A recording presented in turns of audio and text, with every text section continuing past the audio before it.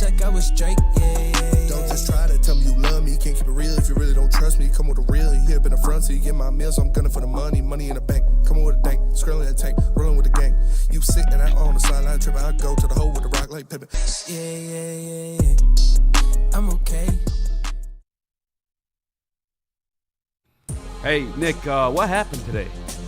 Tigers win! Tigers win! Tigers win! Let's go, baby! Back to the desk, but hell yeah, Tigers win. Let's go, fellas. Fuck yeah, man. Not back to the desk. You're the Tigers beat reporter. Talk about Tigers win. Go off, Keith. Give us your initial reactions. I just put in the comments $400 million. Tarek Skubal is every single penny worth of that. Tarek Skubal proved today why he is a top pitcher in baseball. He had one of the greatest performances I've ever seen in the history of pitching in the playoffs. Tarek Skubal is worth that contract extension. Anybody that says otherwise, you're wrong. You're flat out wrong. You saw exactly why you pay this guy that much money. This team's not even in the playoffs without Tarek Skubal, and they certainly don't have a chance to win the American League without him. Tarek Skubal, masterclass. And you saw it today. Tigers did enough with the 2 runs and Will Vest. Talk about nails. Oh, man. Jose Ramirez. Javi Baez, great diving play. He bounces one to Torque, and I've seen him miss this same exact play all season long. And what is it? It comes back to bite him in the biggest spot. Jose Ramirez goes first to third because, of course, he runs into the ball. And Will Vest slams the door, 3 straight outs with a guy on third. Cleveland elected not to bunt. Big mistake by Cleveland. Big mistake. Big mistake by Jose Ramirez running Shout home. to Will Vest running him down like fucking Brian Brain. Yeah, that was a good play by Will Vest, but an absolute blunder by Jose Ramirez to immediately go home on that short chopper to the pitcher, man. Just an absolutely awful decision by a future Hall of Famer. And the Tigers escaped, man. As Javi dived, he made a throw from his chest. It was a one-hop right to Torkelson. I'm not putting that on Javi at all. No excuse why you don't make that play. Torque's got to make that play, and Dylan Dingler's got to be there to back up that play. What are you doing sitting on one leg behind? It's the fucking 9th inning right here in a playoff game. You're behind first base. Like, what the fuck is that? How is nobody backing up that play? But it's all right. They survived it. Like you said, Nick, Will Vest came in there. I was nervous. I was more nervous at his last at-bat, or his first at-bat in the 8th inning than I was nobody out with J-Ram on third, because Will Vest's ERA outside of the 9th inning is like a 7 or an 8.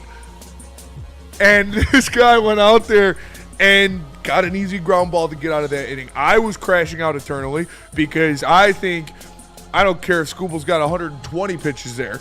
You give him that batter. And you let him get through the 8th inning because he was fucking 14 strikeouts on the day, like 10 pitches over 100 miles an hour. This guy had, at that point, 12 of the last 13 batters out in a row, like 6 strikeouts out of the last 7.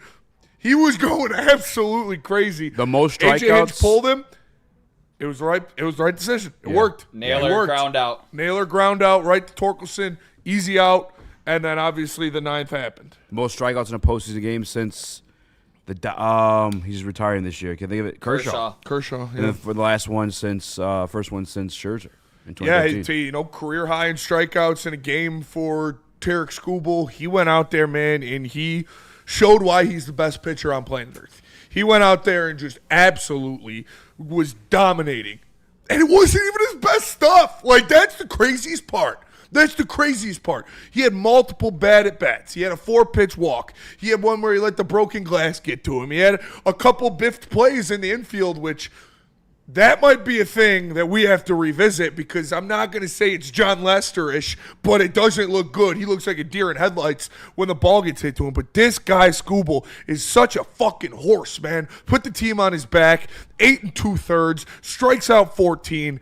Oh, man. Well, what a just dominant performance by the best pitcher in the world. Yeah, this was every single thing that you wanted to see from your ace. He showed it today, besides maybe the one play from second to home where he didn't really give Dylan Dingler an opportunity because that ball was, up by his head.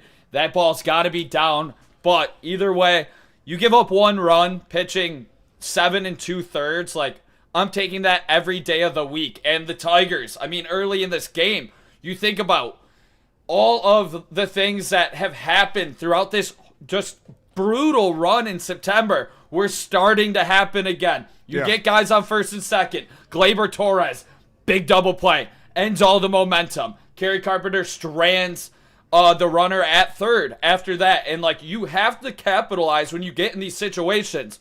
One guy, did he strike out a couple times? Yes, but why are we going to live with the strikeouts? Is because he can get extra base hits. Yes. Riley Green, big double. He was the game-winning run in this game. Drove that ball to right center field. Sat on the curveball. Great at-bat from Riley Green to do damage to the baseball. And then from this team, finally playing a little small ball and deciding for Zach McKinstry to put down the bunt. That's a guy I have faith with in terms of controlling the bat. Put down a phenomenal bunt. Scored Riley Green with Skubal on the mound. That's all you needed. 2-1 Tigers. And it is Nick's birthday, chat. I see Grim in there shouting out loud. Happy birthday, Nick. Thank you, guys. Make sure you guys smash the like button for Nick's birthday. Smash and it. the Tigers 32. did everything they could for him. Yeah, 32 years old for the old fella. 45. But, no, you're right, Nick. I think it was the 3rd, the 7th, and the 9th inning. They got the first 2 men on and then weren't able to do a lot, if anything, with it. And that can't happen. You cannot allow that to happen. You have to score runs when you get guys on. And that is something that's going to come back to haunt them when you don't have Skubal on the mound. But luckily they had Skubal on the mound, and he was just absolutely fucking nails the whole game. The guy is a horse. You got to re-sign him. I was thinking about tweeting something like, I don't know if I will be a Tigers fan again if they don't re-sign Tarik Skubal, because what this guy does for this team, you wouldn't be anywhere these past 2 years without him. And he's keeping you alive. Hopefully, we're going to get into the next game coming up, but the Riley Green stuff, I agree with, Nick. The 2-strike, I saw a Dumbo Jumbo, and they're saying, get Riley Green out of here. He was on base twice, and he had a double, and he scored the game-winning run. Said that today, just now? Yeah, just now. It was one of the first things I saw in the chat. Like, okay, I get it. You don't like strikeouts. But he was on base twice. Start everything up. Yeah, he was on base twice, and he scored a run. Like, game-winning run. run. What are you talking about, dude? If he isn't in the game, you don't win the game. He hit the first double of the game. Yeah. He went out there, and he took care of business when he needed to. And he won the game. So Dumbo Jumbo says, guys being left on base must have been Riley Green. Game-winning run must have been Riley Green. So, I don't get what you're doing. He was on base twice, and he scored the game-winning run. You don't want that guy in your lineup? Then you don't want to win baseball games. So I was glad to see that. And then obviously J-Ram just made a crazy, crazy, stupid error at third base. I don't know what was going through the guy's head. That's like T-ball shit. You don't just take off to home on a slow chopper to the pitcher. What are you doing, dude? But thank God. It's everything that had happened bad to us. They were making those kind of mistakes. You think about the ball to right field. The right fielder doesn't come up with it clean. Carey takes second. Yep. Spencer Torkelson, big timely hit. So your 2 guys in this Carey one. was moving on that, too. Yeah, he was, He was cruising around third, man. I don't think I've seen Carey run fast. I'm not even joking. No bad hand I don't think I've seen him run faster in his life than what I saw him cruising around third from that Spencer Torkelson single. Yeah, he was booking it. I was healthy for once. Exactly. And this team, right now they're minus 340 to win this series. Guardians are plus 270, but I know we'll get to it next next segment, but I gotta say, I had a buddy, he hit on a Tarik Skubal 98-mile-per-hour fastball for the first pitch. Shout out. Some coin today. Hell yeah. I had a buddy. Yeah, I hit on the 98-mile-an-hour first pitch. Love that. It was plus 440. Also hit on Skubal over 7.5 Crazy odds strikeouts. for a Skubal first pitch. Well, yeah. He likes going first pitch changeup a lot, so I think that's what it was. I was thinking about hedging it and putting some money on under 80 or like 80 something and under in case he throws the changeup or the curveball, but no, it was gas right down the middle. What'd you think Haas was gonna throw, dude? Like he threw a gas. And he's fucking adjusting his 99. belt like a fucking boss afterwards. Yeah. He's just a Haas. And like I said, 7.5. I had that over as well. I did have a Kerry Carpenter home run, but unfortunately he missed it by like 3 had feet. 2 home runs, didn't you? I put like $3 on 2 Juiced home it. runs, and Kerry barely missed that one. because it was a 50% boost, but you could only use it on like a $10 or less bet, and I was like, that's stupid. Yeah. So I just boosted Kerry Carpenter like plus 10,000 and put like $3 on it. Not mad at that at all. Yeah, I tried to channel the 90 mile or 98 miles an hour one, but I was too late. On top of the first, I guess you can't do that, even though he didn't pitch yet. It is what it is. Great game for the Detroit Tigers. How confident are you moving forward, Eazy? Hey, Dumbo Jumbo. Okay, real quick. In the Woodward Sports Chat, I don't like seeing people glaze Riley acting like he gets a free pass just because he hits a lot of home runs. I don't give a fuck if he is an elevated strikeout, but at this point, he is 1,000% a detriment to the team. He quite literally won you the game. He was the game-winning run from a double that he hit. He didn't have a home run today, and he was on base twice. What are you complaining about? I see this with the Lions all the time. Now I'm seeing it with this. What is wrong with you people? He was on base twice, and he was the game-winning run. What do you have to complain about? It's like you don't want to be happy. Jesus, man. He's a 25-year-old, 2-time All-Star that just put up over 110 RBIs, over 35 bombs. Like, he is the epitome of a homegrown star in the making. Yeah, the strikeouts are a little bad, but you deal with them because of the extra base hits that he brings to this team to go along with stellar defense in left field. This guy just turned 25 in September, and he's already made 2 All-Star games. Yeah, like did he strike out too much this year? Yeah. Do you want to see him strike out less? For sure. But to come in here in this chat after what just happened complaining about that, like you're just looking to be upset. I don't know why. You have a good day. The Tigers won. Enjoy it, buddy. For real. I don't know how you come in here bitching today after a big Tiger win. Your ace looked phenomenal. You got Will Vest slamming the door, guy on third, no outs. Yeah, we scored 2 runs. Riley's big double was a big part of that. To come in bitching today is just the wrong way to be going about it. It's gross to me. Like, just enjoy things. We don't have to be so cynical and so negative all the time. Enjoy a win. We might not get another one this season. Shout out to Uncle Jay with the 5 gifted subs in the Woodward Sports Chat. Cartier says, did we really win, though? Yes, they won. They really did win. They really did. The craziest way, too, man. When he was on third, there were no outs. Yeah. None. Then Vest fucking 2 strikeouts. And then obviously the rest is history. I mean, that was. Did we really win, though? Oh, my God. Cartier's good, dude. Baseball He's good. He's good. Baseball savant, Chris. Is this team winning tomorrow? Is this team going to win the series?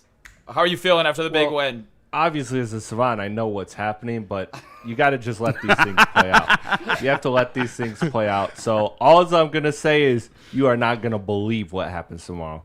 We are going to get back to that after we come back from break. Again, shout out to the Tigers. Shout out to Tarek Skubal. Performance of the fucking ages. Shout out to Riley Green. Game-winning run. On base twice. Shout out to Nick. Happy birthday, brother. Shout out to Will Vest. Shout out to Rachel. Shout out to Will Vest. We're going to go to break. We're going to come back. We're going to keep talking Tigers. Just one more segment. Don't worry. We got a lot of Lions to get into. But first, let me tell you about Planet Fitness. Planet Fitness. Join in club or online at planetfitness.com, where you can get a full body workout in just 30 minutes in the 30-minute circuit. All memberships include fitness training. Get all that for just $15 a month. Or you can upgrade to the Black Card and get use of amenities like hydro massage, total body enhancement, and access to over 2,500 locations worldwide. Join in club or online at planetfitness.com. Planet Fitness, where your fitness is essential. Like what he's saying? He's going to be at the Arden Jakes in Northville this Sunday for the Detroit Lions watch party and post-game show. Pull up! Let's have a drink and ease things out. No violence. 80 TVs wall to wall. They got 20 different beers on tap. Also 90 different food items as a menu as well. Check it out, Arden Jakes, this Sunday in Northville. Get ready for the ultimate sports experience. Join former University of Michigan star and NFL sensation Braylon Edwards alongside the charismatic Shep. Braylon Edwards, touchdown Michigan! As they break down the latest in sports like never before. Tune into the Braylon Edwards Show with Shep. Touchdown, Braylon Edwards! Weekdays from 2 to 4 p.m. only on the Woodward Sports Network. Don't miss out on hot topics, insider insights, and the banter that keeps you coming back for more. How do people feel about getting a Planet Fitness membership for $15 a month? How do they like working out in a clean and spacious gym that's filled with equipment for every workout? And how about free fitness training in the judgment-free zone that leaves them feeling energized all day long? Join Planet Fitness today with the free PF app, online or in club, and start getting that big fitness energy for $15 a month. We don't like to brag that we are the toughest sports network in Detroit, but we do have a guy named Darren McCarty on our side. Woodward Sports.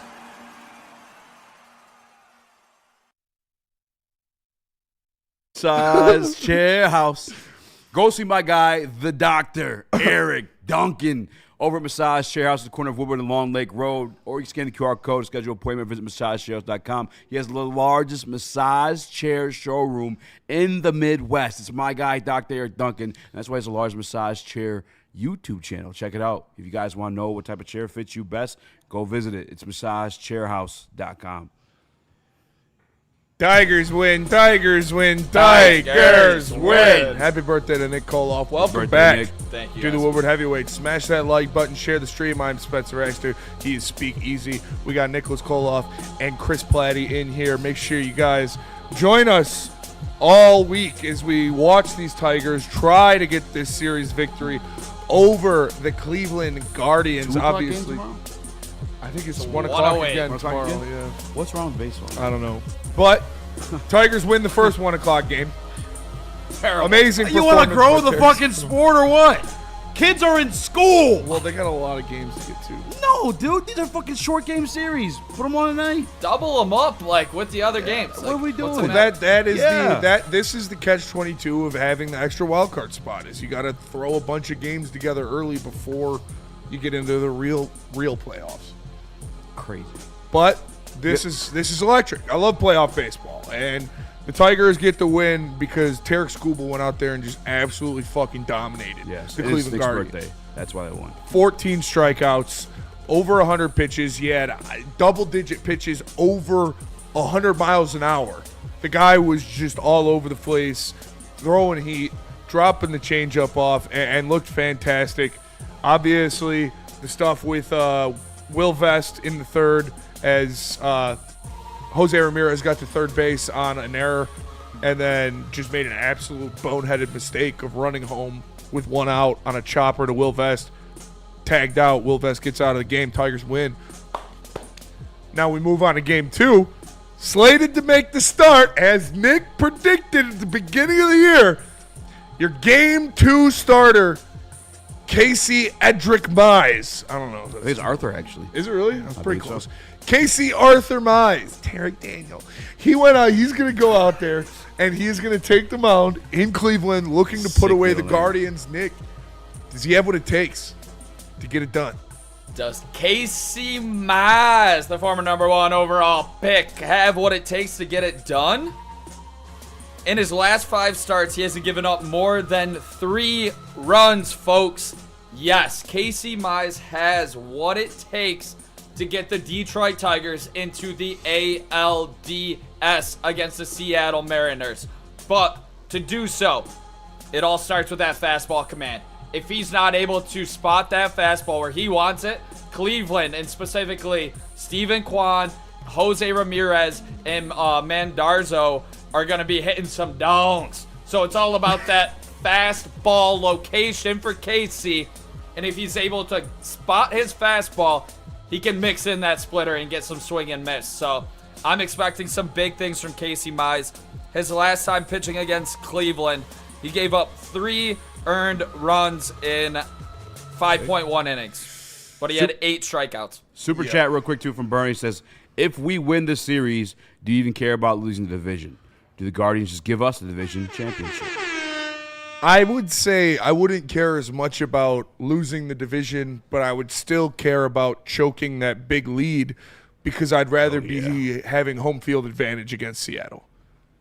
So That's fair. losing the Seattle whooped our ass division, here. whatever. If you win the division but you're still in the wild card round, doesn't really matter. But losing, a top seed is worse than losing the division at that point. Definitely make it easier to forget. Let's say that. Yeah, for sure. Nick? 100%. A lot easier to forget. This is an all-time collapse. So if you can go into Cleveland where this is the team that obviously took it from you because you were so bad. So, yes, it would make me forget a lot, but mostly just not having to play in this series would have been great. Having one of those top 2 spots. So having to go up against Seattle's rotation isn't going to be pretty, but I'm happily going to do so if the Detroit Tigers can get the job done. I told you in my confidence level, Spencer. Where are you at with Casey Mize? Are you confident that he can get the job done against Cleveland in Game 2? What do you define get the job done? What am I looking at? My confidence of Casey Mize to go 8 scoreless with 14 strikeouts, not very high. 6 innings, 3 runs or less. 6 innings, 3 runs or less. Okay, that's pretty reasonable. I would say like a 7. All right. I would say a 6 or a 6 or a 7. That was unintentional. But I don't even think that would be enough, though. Yeah, we need You think they win a game if he goes 6 and gives up 3? I don't. Yeah, we got to wake up on the bats. Easier. You Who's on the mound for the Tribe? I gotta can I call him the Tribe still? What do I call him? You call him you Tribe. call him. Just can't call him the I word. Engines. Idiots. I don't think you can say engines either, brother. I got a little bit. Am I confident in the Detroit Tigers offense waking up tomorrow? No.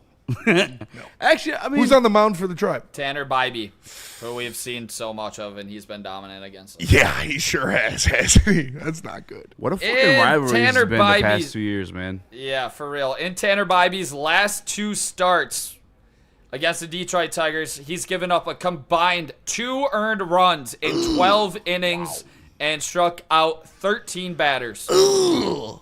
Not good. That's actually crazy. Giving up When no were they, home though? runs.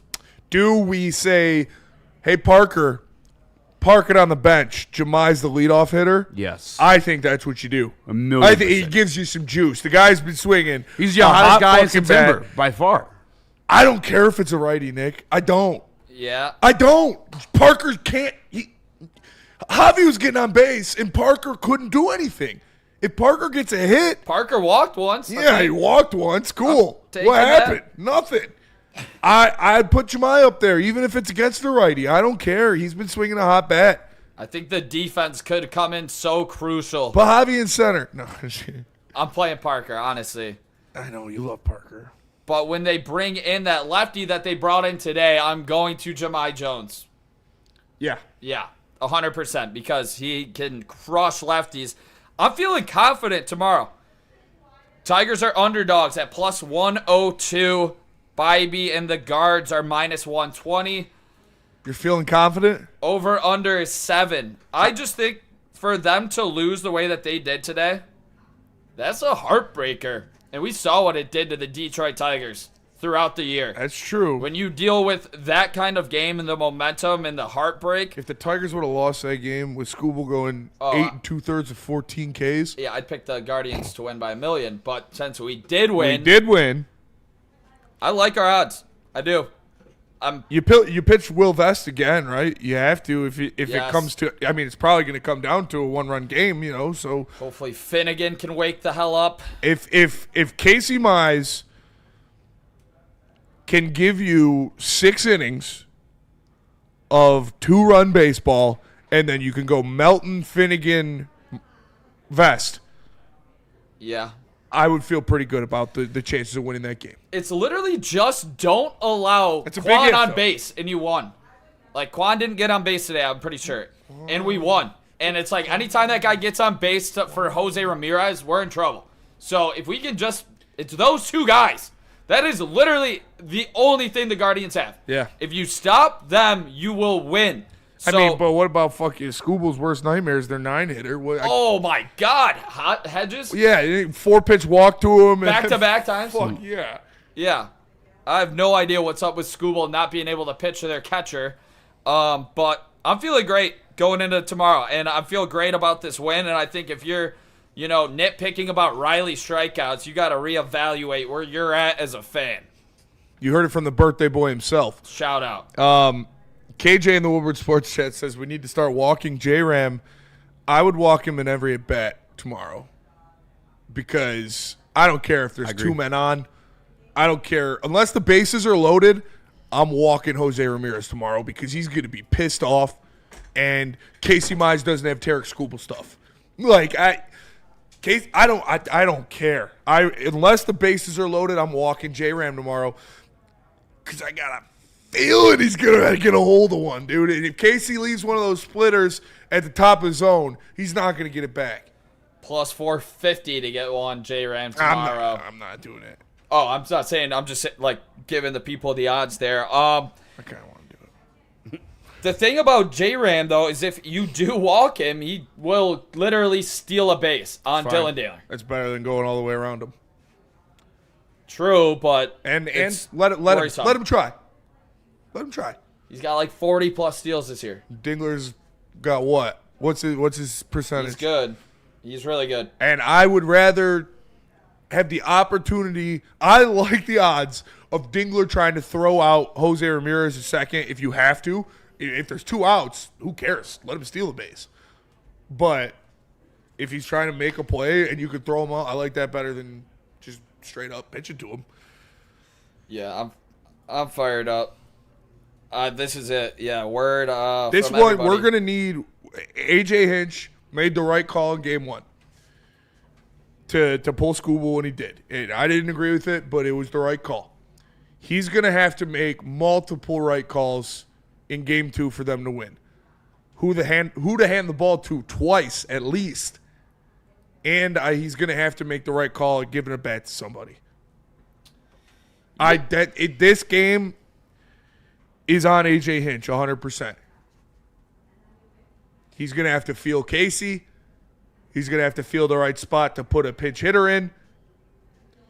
I saw Will, shout out my guy Will, on Twitter. He said a Trey Sweeney pinch hit strikeout's going to be the death of me. I thought that was a really funny tweet because I definitely would have crashed out too. But we're gonna need Skip to steal us a couple at bats in this next game. And I think going up against Bybee, the righty, you definitely have to think about your 2 power hitting lefties that can crush right-handed pitching, specifically Kerry Carpenter and Riley Green. To get out of Cleveland with the win tomorrow, those guys got to come up big and at least have a couple RBIs between the 2 of them. Riley and Kerry have to get on base.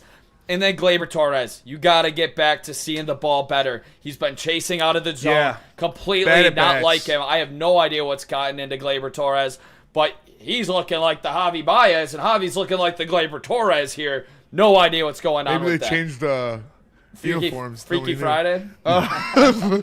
What's the little guy in Big League? Little fucking Dowell? Did he steal him maybe? Oh, Joe Boo. Joe Boo. Yeah, Major League. He stole Joe Boo. I said Big League. But, yeah, it's like you're going to need your skipper in this one to make the right call a couple times. Who's our hottest hitter in September? Is it Jahmai Jones. Not even close. He's got like a 1,300 OPS. What did Parker do today? Nothing, right? Nothing. He got a He walk. walked. But Nick made a good point. Gleyber needs to pucker up, get some better at-bats tomorrow, and Kerry Carpenter needs to take a couple pitches. Like, he was swinging at everything, and it was He had one count today. He worked up. He had a hit. He had a good hit. He did. But he was getting behind pretty early. And the hit that he had was because he didn't swing at the first couple pitches. He got in a good hitter's count. Yeah, he worked it back up to a full count. Yeah, you got to he was taking some ugly hacks, but he was just trying to leave the yard, which that's what he's here for. So I guess I can't be too mad at that. Yeah, Jahmai and Torque are best hitters in September. Torque, big RBI today. Torque had a big RBI today. Yeah, and then A terrible at bat, but that's okay because he got the RBI in a game that runs are, come at a premium. I'm excited. This is it. Tigers, Tarek Skubal Masterclass. All the chat. Thank you guys for the birthday wishes. Make sure to smash that like button. Smash that like button. Let's go, Tigers. Let's go to break. We'll come back. We'll talk Lions. First, birthday boy, tell us about Feldman. If you want to get one of the best cars in the game for the best price, make sure you check out Feldman Chevrolet, one of their 5 locations. There's always one near you. They have the best deals going through the month of September, so make sure you guys check it out today. No one gives away more cash and prizes than Woodward Sports. You don't believe us? Here's our latest $10,000 winner. You guys posted, hey, if you guess all this stuff right, we'll give it's $10,000. I'm like, okay, well, why the hell not? And the winning doesn't stop there. How about our Outkick Your Coverage winner? I think you won. This guy's got a hot girl. Bigger prizes, bigger giveaways, cash, merch, tickets, and more. All from the biggest sports network in Detroit. No one does it bigger and better than Woodward Sports. Make sure you're following, liking, subscribing on Instagram, Facebook, X, and YouTube for your chances to share in the winning. From Detroit's #1 sports network, Woodward Sports. Are you ready? It's electric. It's the Great American EV Sale at Feldman Chevrolet. With over 800 EVs on the ground, it's the largest selection in the state. Drive home a 2025 Equinox EVLT for just $159 a month, or a 2025 Blazer EVLT for only $179 a month. But hurry, the $7,500 federal tax credit disappears September 30th. The countdown is on. The Great American EV Sale is here, only at Feldman Chevrolet. Detroit has the best sports fans in the world. That's why they deserve the best sports coverage in the world. We are the Woodward Sports Network. Eazy's Pizza has been around for 79 years. They invented the Detroit-style pizza. If you hadn't had it before, make sure you try it. Visit Buddy'sPizza.com. They got multiple locations across the great state of Michigan. And save yourself 10% by using promo code 10meal. It's Buddy'sPizza.com. What up, though? Welcome back to Woodward Waits live on WoodwardSports.com. I'm your boy Eazy, my spin more Raxter, Chris, Nicholas Koloff. The Tigers, Hello. what, Nick? The Tigers won again. The Tigers won again. As Maz likes to say from the morning show, shout out to those guys. Smash the like button, be a friend, tell a friend, and share the stream. You guys ready to talk some Lions? I'm ready. Well, you got some more Tigers stuff to get off your chest? Where are we at? Chat? I followed this bitch no yoga, Matt. Chat! They want to talk about Nick's birthday. Nick, how old are you today? 32? I am 27 years old. One more year, make it out to 27 club. Let's go. Bet. Jesus. Got dark. Why would you? It's a wobbly. It's kind of crazy. All the boys are celebrating. All my boys in our group chat were celebrating. Come on. Shout out. Shout out. Happy birthday, Nick. Thank you. All right, we got one Tigers, one Lions. I'm gonna let the birthday boy decide where we're going with this one. We can go Lions. I mean, we can bounce back into the Tigers a little bit later before the end of the show, but I know we got some Lions updates to get to people, and I know we got some power rankings that everyone loves to hear about. Yes, sir. Detroit Lions roster moves as said in the title. Ty Summers officially signed to the practice squad. Oh, shit. They look over Ronnie Bell. That's a linebacker, if you guys don't remember, who played actually pretty good last preseason. If you remember back in KC. He was flying New York. around. Yeah, he was doing pretty well.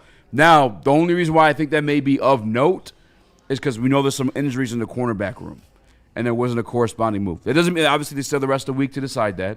I don't have access to the transaction report. There may be something else coming along today, but as of now, no moves along the corner side aspect. I think that may point to Terrion looking on the upside.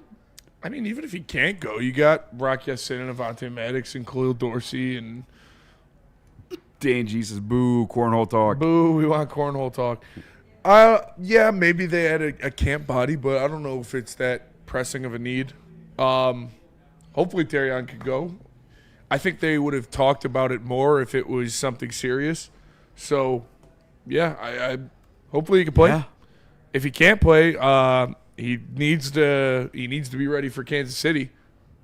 TA? Yeah. Yeah. That's the important one. That's the big one. And I don't like. I guess gotta go back and watch that game. I might watch them more than I watched the Bengals this week. I don't mean to be disrespectful to the Bengals, but like, I am looking forward to KC more than the Bengals matchup. Is this a primetime game too, or no? I think so, yeah. Lions Bengals. Yeah, I think it's Monday night or Sunday night. Wow. Yeah, Jake Brown and the boys. It's America's 425. game of the week. Yeah, America's game of the week. Okay, 425. That's honestly clutch. Get to sleep in on Sunday. Yeah, my boy's Still trying to getting a drive good down there. sleep. I just not to see Jake Browning. We got to go to Northville. Yeah, that's true. I mean, I could have pulled a last little. I'd rather go to the game. Yeah. But I'm not. Not for this one. Sunday night is the following week in Arrowhead. Sunday night. Sunday Now that's a night. banger. I want just 1 o'clock games. I know. They're so nice. All the away ones are the ones with weird times. And then we have the Monday night the following week, so I guess never mind. At home against the Bucks. Did anybody? I know we were all at the bar, so I know we didn't really watch KC Baltimore. I mean, what? I watched it. It was an ass whooping. It was over like right as it started, pretty much. Like, should we be honestly. nervous type shit though, or like? I mean, it's Patrick Mahomes. Maybe should always. I be. mean, you should be nervous because it is Mahomes, Baltimore's but defense I think it was more so Baltimore just was not right, like than it was KC actually being like a legit weapon. I wouldn't buy too much stock into it. I think KC's good, but I don't think they're the KC that we knew and feared years ago. That is good to hear. I mean, it's been looking that way. They struggled against the New York Giants, and I think the New York Giants are fucking pitiful. At least that version of them. They just beat the fucking Chargers with Jackson Dart. Man said he's scared of the Bengals.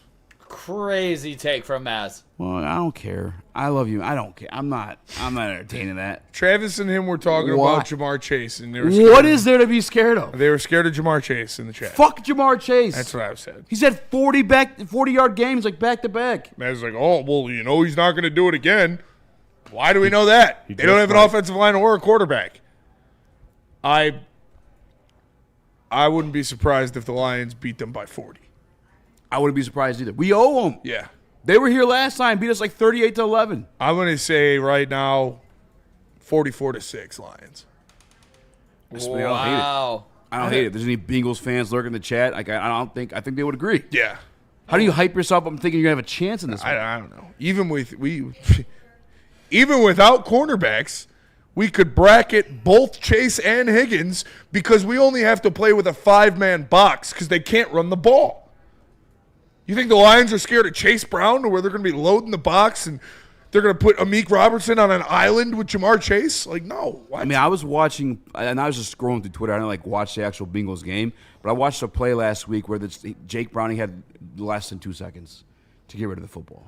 It's that bad over there in Cincinnati right now. Yeah, Aiden Hutchinson is he's gonna have a day. 4 sacks through 4 games, Spinny. It's a sack a game you wanted. Love it. He's doing it. It's what we need. He's gonna rack him up this Sunday We too. need it. We need a sack a game out of him, and right now he's performing. Man, he looks like he's shaking off a little bit of initial rust. I mean, I thought he had a bad game against Green Bay. It's okay to say. But now he's 100% back. He's ready to go. So love seeing Hutch like that. I think he needed a couple of those hits. I think he needed a couple of those, like, all right, I can trust this leg again. I got hit. This guy fell into me, but I'm still fine. Obviously, the one yesterday or the one this week was fucking awful because nobody knew what it was. He was rolling around on the ground. Yeah. But nobody needs that. He didn't need the wind knocked out of him, but I think he needed a couple of those hits on that leg just to get the full trust back, and now he's ready to go. C-Note 3-on-3, since he looked so beatable last night. Beatable? Bro, they looked like you could do whatever the fuck you wanted to them. They look like JB delivering for Dispo. Weekend at Bernie's type shit. Like, just lifeless. I mean, what? Very abductable. And if I'm not mistaken, too, I don't know if he went back in the game, but I saw future Detroit Lion Trey Henderson on the sidelines. Yep. Shout out. So I don't know. That's why we gotta win. They have no offensive line. They have no running game, and they don't have a quarterback. I don't care if you had prime Jerry Rice and prime Randy Moss out there. You're not doing anything. The Lions are. It's gonna be an ass whooping, and it's not like their defense. Like the Browns at least had a good defense, so it was somewhat of a contained game for a little while before the Lions broke it open. The Bengals have nothing. Yeah. Like, the Lions are going to be, oh, man. It's going to be like a 250-yard rushing game. Somebody's going to have a couple big touchdowns. Goff's going to get benched by the third quarter. In a good way. In a good way. In a good way. This is going to be a Goff benched? Question mark. Goff benched? Yeah. Find out at We'll see, 5:42. Kyle Allen. Talking head clamors for Jared Goff to be benched. Well, speaking of Jared Goff, we got some stuff on him when we get back. Or save for later in the show. Whenever you guys are down for it. More Dan Campbell glazing. And this one fits my narrative. So we're playing it at some point. But first, before we get to any of that, guys, Spinny, tell me about Loom.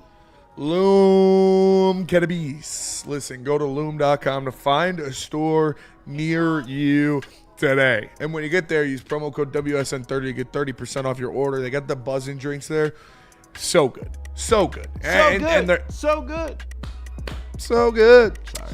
I want buzzing. Ooh, ooh, ooh, ooh. It's Loom. Go to loom.com to find one near you. Yeah. Let me tell you about Sharon's Heating and Air Conditioning. Family owned and operated since 1981. And listen, Damn. if you're a DTE customer, you can get a free furnace tune-up before the winter. And you're going to want to do, because I know it's beautiful out now, 80 degrees, whatever. It's going to get real cold real soon. So hit up Sharon's. They'll do it for you. Family owned and operated since 81. SharonsHeating.com. Love Woodward Sports? Love wearing clothes? Then you should be wearing Woodward Sports clothes. Check out our full line of merch at woodwardsports.com. Just click on shop. We have all your favorite designs, like Dan Campbell kneecaps, Woodward Golf, and of course, our own logoed out merchandise. Men, women, infants, kids, all love Woodward Sports. Impress your friends. Impress your boss. Impress your dog. Buy Woodward Sports merch today.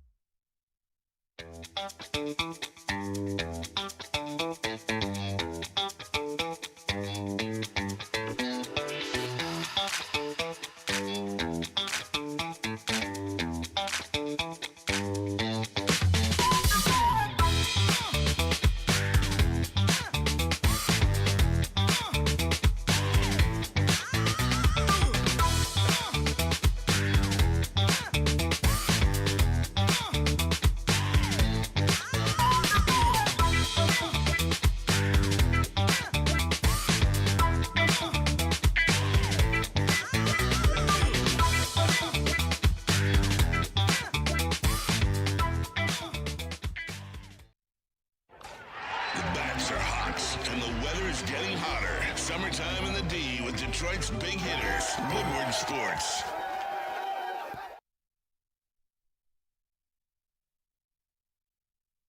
Jars Cannabis has the largest market share of dispensaries in the state of Michigan. Find one near you by visiting shopjars.com. We were just at the grand opening in Madison Heights. You guys are out there. Make sure you stop by. Tell them the Heavyweight sent you. But mainly, guys, they got the top shelf quality, unmatched variety price for you, the people. It's shopjars.com. What up, though? Welcome back to What Are the Weights live on woodwardsports.com. Smash the like button, be a friend, tell a friend, and share the stream. Share it. We asked, you answered. You guys want the easy narrative. I didn't disguise as an easy narrative. I said you want MCDC on Jared Goff's evolution. One of the things I admit that I was wrong about. Yeah. All right, when we got Jared Goff, I knew you could win games with Jared Goff. I never thought you'd win the Super Bowl with Jared Goff. Mm-hmm. I've been open about that for the past 4 or 5 years, however long he's been here at this point. By the way, just surpassed his tenure with the Rams, now with the Detroit Lions. You want to know what the tenure was with the Rams? 69. Nice. 70 games now for Jared Goff. But I didn't think he could get better. He's already played more games with the Lions than he's played with the Rams? Yeah. Really? Isn't that crazy? Wow, that is crazy. Time flies. Is that true? Time flies. We're There's having no fun. way that's true. Officially. Check Maybe it the out. LA Rams. Maybe. He was only there. I don't think he got a 5th year, right? He has played 69 games with both teams. 69. Wow, that's crazy. Yes, sir. Time flies when you're Officially a Detroit jerking Lion. Goff. When Jared Goff goes to the Hall of Fame, that'll Holy- be a Honolulu Blue jersey, baby. That is true. You guys want to hear his career records? Yeah. Let's hear it. With Detroit, 42, 26, and 1. That's pretty good.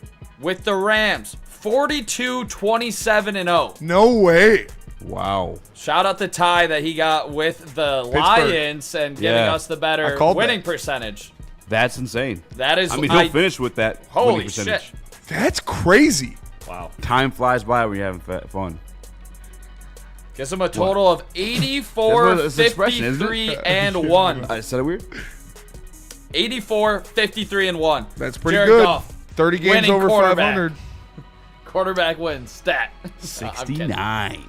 That is and crazy. No, you know what? Because it's your birthday, we'll let it be a stat today. Back to you guys. Terran Arnold leads the league in quarterback wins since entering it. I'm sorry.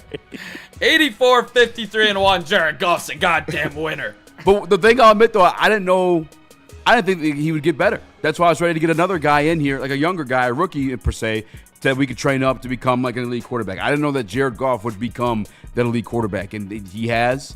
And this Dan Campbell talking about that evolution that Stick doesn't think ever happened. He think he got here and was this version of Jared Goff. What is?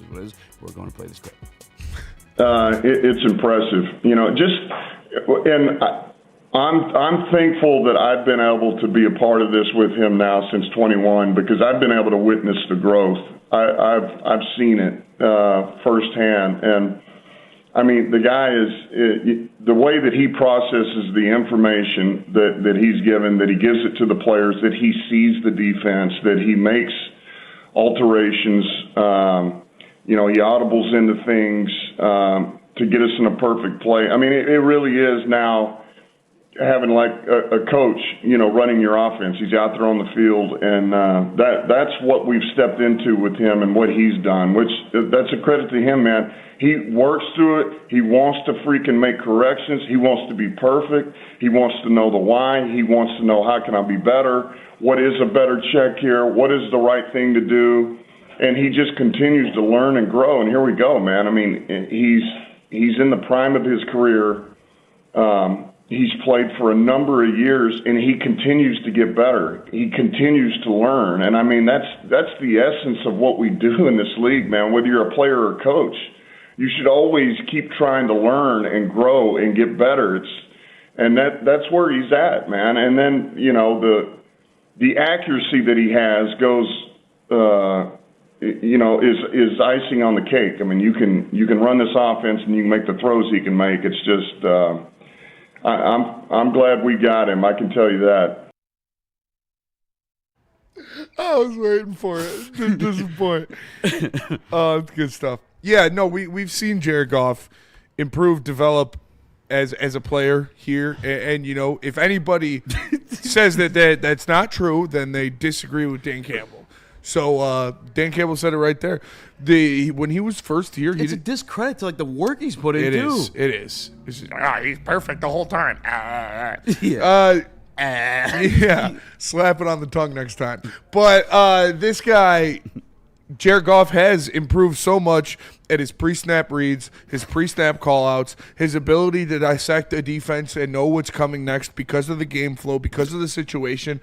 And yeah, it's very impressive to watch him continue to develop because we're even seeing more of it this year where he's making throws, where he's moving around the pocket, where he is developing and adjusting to not having an all-pro center in front of him. And he knows he has to do different things to make different throwing angles work. And obviously he tried to do one on the run that didn't work out too well, but you got to try to make plays. And we've seen him take another step in his development as an elite quarterback in the league. So I like seeing it. Yeah, I think now you have this version of him. I didn't say it that way. But now that we have this version of him without a Ben Johnson, without a Sean McVay, with a guy that's been like a journeyman offensive coach, he's here. Like the version of him that you guys fought and clawed for all these years against guys like me, like he's finally that version. And I concede to it. Like Jared Goff is the best pocket passing quarterback in the National Football League. I mean, truly, who is better? Purely pocket passing. Lamar. All right, and Patrick Mahomes. But I don't see them as pocket passers. If you, I mean, actually, no, I don't know because I don't even know them too. Because like quarterback rating, yeah, but like they're still moving around doing shit. Yeah, but if I don't know. No, I'm listening. Like if you put Lamar Jackson or Patrick Mahomes into an offense with an offensive line that protected him so well, and he wasn't sacked for 3 games. I think they have more talented arms, so they'd be able to make the throws. But Jared, no discredit to him. He's definitely up there for sure. Yeah. And he has shown it this year.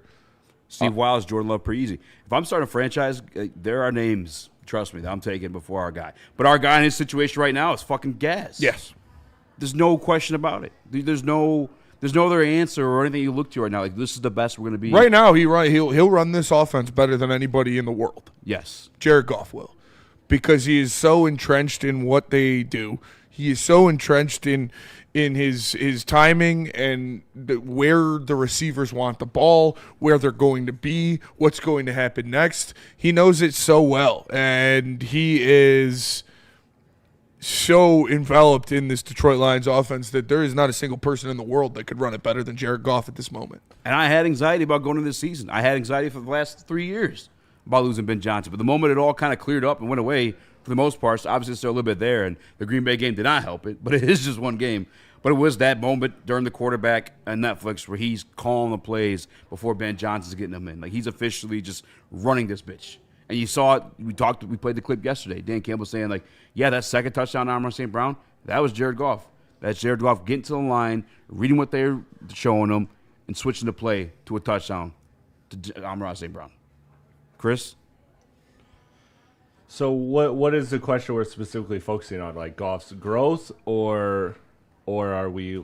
I guess a pocket. I mean, Spinney brings up Lamar and Pat. If Joe Burrow's healthy, I would put Joe Burrow, Lamar, and Patrick Mahomes over him. But that's it. Yeah, I guess like, that's good. Maybe Stafford too, when he's right. Yeah. I guess I just don't look at those guys as except for Stafford now, as like purely. But like if they had to pocket be, guys. if you told Patrick Mahomes you have to stay in this pocket and can't move around, like can see obviously Stafford. you wouldn't do it if the avenue's there. But I think like with Lamar specifically, part of that offense is him fucking doing that like. Well, let me run over here and get like some shit up. You know what I'm saying? Like, it's true. But we saw against the Lions, he was staying in the pocket as much as he could, and to his own detriment sometimes, where he got sacked so many times. Yeah. But I know what you mean, and I'm not mad at it. Like, he's definitely in the conversation. I guess I put Stafford there. I'm cool with that. Yeah, I think you can argue that those guys, because of arm talent, you would maybe take them as pocket passers, because I think everybody you named has also it's not just the mobility, it's the arm talent that they possess that makes you think that they would be better in the pocket. But Goff's efficiency is just straight up crazy with this offense. So to me, I mean, it's all a conversation. It's all a conversation to me. I would probably go with, obviously right now, if you're taking this system, you don't want you take Goff as purely a pocket passer over any of them because he knows it. But the arm talent that Lamar and Mahomes possess. Actually, I won't put Mahomes in there because his deep ball has been pretty inaccurate the last. It's been sloppy. It's been pretty sloppy. So I would take Looked him pretty out. good last week when he had his deep threat back. I would put Burrow. I'd put Burrow in there, and I'd put Lamar. But I think Goff's right there with them because of the efficiency factor of it. I think if you just give him time, he's going to be able to complete those deep balls downfield. It's when he has to get pressured and speed things up is when he is, inaccurate downfield. That's when you've seen Jared Goff at his worst. But if you have a clean pocket for him, I mean, he's, top 4, top 5 for sure. I don't even think you can argue that at this point, and that's why he is so, consistent, like you said, Chris, when he does have time, and he is an extremely efficient quarterback that I wouldn't, want to have too many other leaders other than Goff, to be honest, because this team has Hank Fraley, this offensive line. It is our identity. That's why you win out. You go draft one in the second round.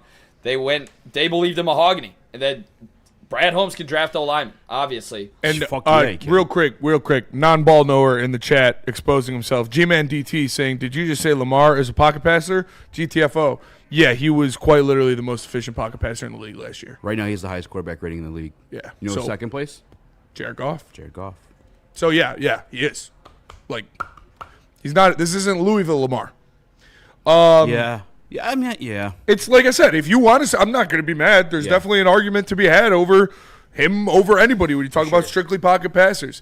But like I said, if you look at all those guys, I don't know if Goff's like his presence or his instincts are that much better than any of those guys, and those guys have better arms in my opinion. So that's why I would have them edge out Jared Goff. But Jared Goff is in the top 4 of that conversation wherever you want to put him. I'm not mad at it. Yeah, and somebody said he's better than Lamar pre-snap, and that's what the Detroit Lions offense is. It's very critical for sure to what we do, and that's why he needs to operate that way, and he has to literally the number 1 offense in the National Football League. Absolutely. Right now. Like I said, Postman Johnson, by the way. There is not a single person in the world that can run the Lions offense better than Jared Goff right now. Agreed. Nobody.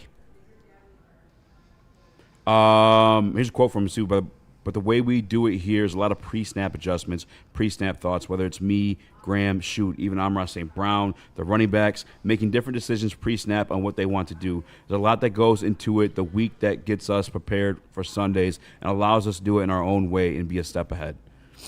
But Jared Goff is ultimately at the helm of it. You saw it last week with that touchdown. Speaking of that offensive line that Nick was talking about, we'll get to that when we come back. Dan Campbell speaking on it. I don't understand that there's actually really living people in the world that doesn't think Lamar Jackson can pass the ball. Like, what are we doing? Have you guys been asleep for the past 3 years? Yeah. It's like, is it just because he's black? I don't know. Like he's literally shown it. It's either that or just lazy. And I gotta admit, a lot of people don't tune into football as like a lot of people are Lions fans. Yeah. And just think of the narrative of Lamar as he's just a runner. Yeah. So. You has the most passing touchdowns in the league right now? Caleb Williams. Lamar Jackson. Does he? Yeah. I saw Caleb, or some Bears fan posted like, Roma Dunze is on track to have 21 receiving touchdowns and all this. Probably. All right, let's go to break, come back. Tell us about Jax.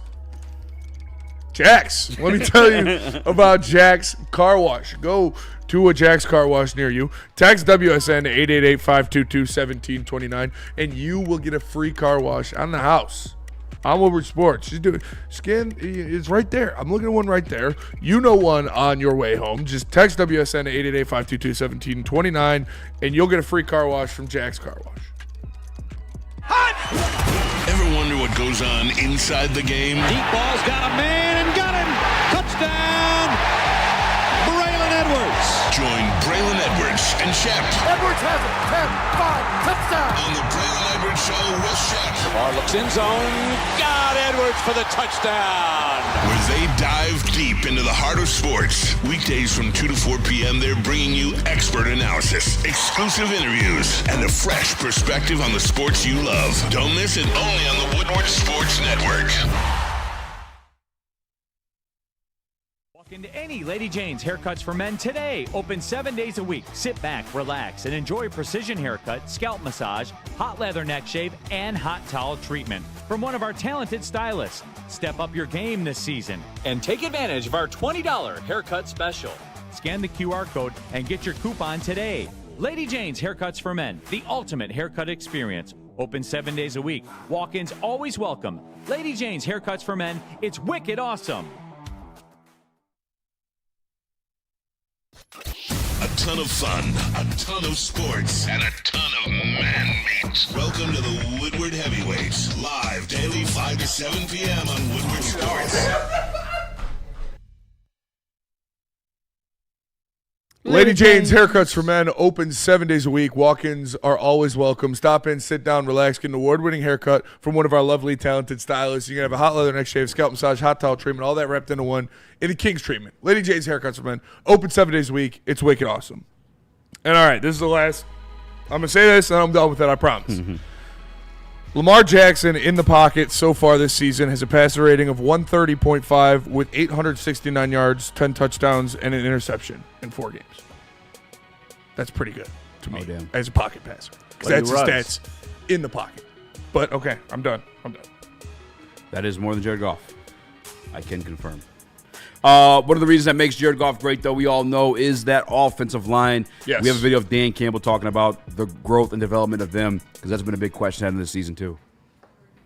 Well, I thought we kept the line of scrimmage clean. That was one thing that I thought we did really well. And you going against an opponent like that, that's what always shows up on Cleveland's tape. You know, you watch that D line, and they're always playing into the backfield of the opposing offensive lines. And I thought doesn't mean we didn't have some TFLs, those popped up, but it wasn't necessarily we're giving up all this penetration in the backfield. So I thought we kept the line of scrimmage pretty clean. You know, and I thought we protected the quarterback, man. I thought the job collectively those guys did helping each other out was big. I thought, you know, Penei Sewell, you know, I mean, you can't say enough great things about him. You know, I just thought he played an outstanding game once again. And then Decker over there, man. I thought when they had their one-on-ones, they took care of business in the pass game over there. And we asked a lot of those guys, and both of them really came up in a big way for us. So that was good to see, you know. And really, it was kind of a dirty game, man. That was the kind of game it was going to be. A little bit dirty, a little bit gritty and grimy, and I thought those guys did a heck of a job. You know, you grind out over 100 yards against that defense, and that's a good thing. Now, is it up to our standards? No, but we'll take it. It's Raven. Shout out to Raven. Shout out to Happy Raven. birthday, Raven. Happy birthday, Raven. Shout out. Real quick, fun stat, and I'm sure you guys heard it already too, but just in case you guys haven't. 3 sacks now. I'm sorry, 3 games without a sack now for the Detroit Lions. That is a franchise record. Yes. First time since sacks were invented. But it's done multiple different ways. I listened to Jared Goff. By the way, all these interviews are done by the flagship, our guys, Costa and Jansen. Yep. For the Danny Campbell one. But Shout out. listen to Jared Goff today. He says more than just the offensive line protecting them. It's also the fact that they're calling specific plays to put them in advantageous situations to avoid those situations. Especially going against a fucking Myles Garrett. And it makes sense. Yes. So we went into the numbers a little bit. Quick passes. It's passes underneath 2.5 seconds. Bing, bang, boom. Bing, bop, boom, bop, bam. 9 for 10, 92 yards, 2 touchdowns for Jared Goff. Love that. Getting the ball out of there quick as fuck. Fast as fuck, dude. He had the quickest release time last week, too. Also helping out. Not getting sacked by fucking Myles Garrett. Collins and the boys. But I don't know. I'm proud of this offensive line. But it's good to know, too, it's more than just them and their development. It's also Jared Goff obviously making these plays. Yep. John Morton making these plays. And Dan Campbell making them plays as well, too. Like, putting them in situations to avoid getting fucked up. Absolutely. It's not an individual unit or an individual person's, glory of having 0 sacks in 3 games. That takes a lot of different people doing a lot of different things at an extremely high level. And obviously it starts with the offensive line, but like you said, Johnny Morton knowing, okay, Myles Garrett's out there. We got to get the ball out fast. We got to do this, boom, boom, here, there. Jared Goff making the calls on the protections before the snap. Jared Goff moving around that pocket. Like we said, a lot of those snaps in passing plays last week, Taylor Decker did just enough, got just enough of Myles Garrett that allowed Jared Goff to move up in the pocket or to get the ball off before Garrett could get to him. So it takes everybody playing at an extremely high level to go 3 straight games in the National Football League without a sack. And it's been impressive. It's never been done in team history. So you love to see it, and hopefully they can keep it going against the against Cincinnati Bengals. I'd be surprised if Cincinnati got a sack too. I'd be surprised if Cincinnati got a sack as well. They're so bad. Who's like the hot draft pick this year? Is Cincinnati going to get him? Shamar Stewart? They got Shamar Stewart. They have Shamar Stewart. But I'm saying, no, I'm coming like the next draft class. He's hurt, by the way, I think. They're going to have to get, I mean, if they don't go offensive line, I don't know what the fuck they're doing. Yeah, you got to go offensive line. Have to. Without a fucking. Or a running back. Maybe if they. Joe Burrow might Andrew Luck himself. Maybe they get, what's his name from Michigan, but they'll probably get Justice Haynes. But they should go offense. I feel like they have to go offensive line. Yeah. You got to get the best tackle in the draft. A lot of people like Chase Brown. So, yeah, they have to go offensive line. Do you like Chase Brown? Did you like him before the injuries? I like him before. I like him when Burrow's in there because he's great receiving back. But just as a straight-up runner, no, not really. Fantasy rule for me, I'm not drafting scat backs or skinny backs. Nope. Fuck that. I need something thick in there to last the season for James Cook. Shout out James Cook. He's a little thicker, though. Oh, you're saying? Or you're saying you No, I was saying, would you draft James Cook, who's the #1 fantasy back right now? Maybe next year. I don't think anyone saw him being #1. Not #1, but We were talking about I Ja got him in like and 3 of my 4 Bijan. leagues. Yeah, I'm about to pull up the top 10. By the way, I'm fucking that fantasy trade that went bad. I don't know. We're not gonna go in there. Nick, how are you feeling about the offensive line? And knowing that they're calling specific plays to avoid these sacks. Like they know, hey, if Myles Garrett's gonna be over here and call a play, they're gonna give you 2 plays when you get to the line. Decide which one's not gonna get you fucked, and then we'll go from there. I think it's great personally just to see the progression from week 1 to then, obviously the last 3 weeks, and you guys saying that we haven't allowed a sack. When I came in here on the Monday after the Green Bay game and I was crashing out, it was because of how bad that it looked. So for this offensive line to already look like a solidified group here, entering week 5 already, this is insane. Just such a great job by these young guards. Hank Fraley, Shout out. Jared Goff, Shout out. Graham Glasgow, Shout out. to be able to step in for an all-pro, borderline Hall of Fame center. So Graham Glasgow, I want to give a lot of credit Shout to out. him because I was sitting up here and I said, I don't know, after the playoff game last year and then what happened in Green Bay, I didn't know if Graham lost a step or he couldn't do it. He's looked really good. So want to shout out Graham Glasgow to go along with Mahogany and Ratledge, because you guys know what you're getting day in and day out with these tackles. It was the interior offensive line that I had to see it. So for them to already look this good following the week 1 disaster, I'm feeling great about this offensive line, and I think, honestly, the sky is the limit with this group as they continue to grow. Nikki, baby, you should have listened to your old pal Spenny. No, Spenny, you're out of town. You're out of town week 1. Graham has been impressive. He has. And, I thought I didn't think he was as bad as what we saw at the end of the year, because I do think he was dealing with an injury. And we know he ended up getting, he had the high ankle sprain or whatever it was that he was playing through in the playoffs. And I knew we were going to get a higher level of Graham, but there was still concern there. I'm not going to sit here and say, nah, they'll be fine.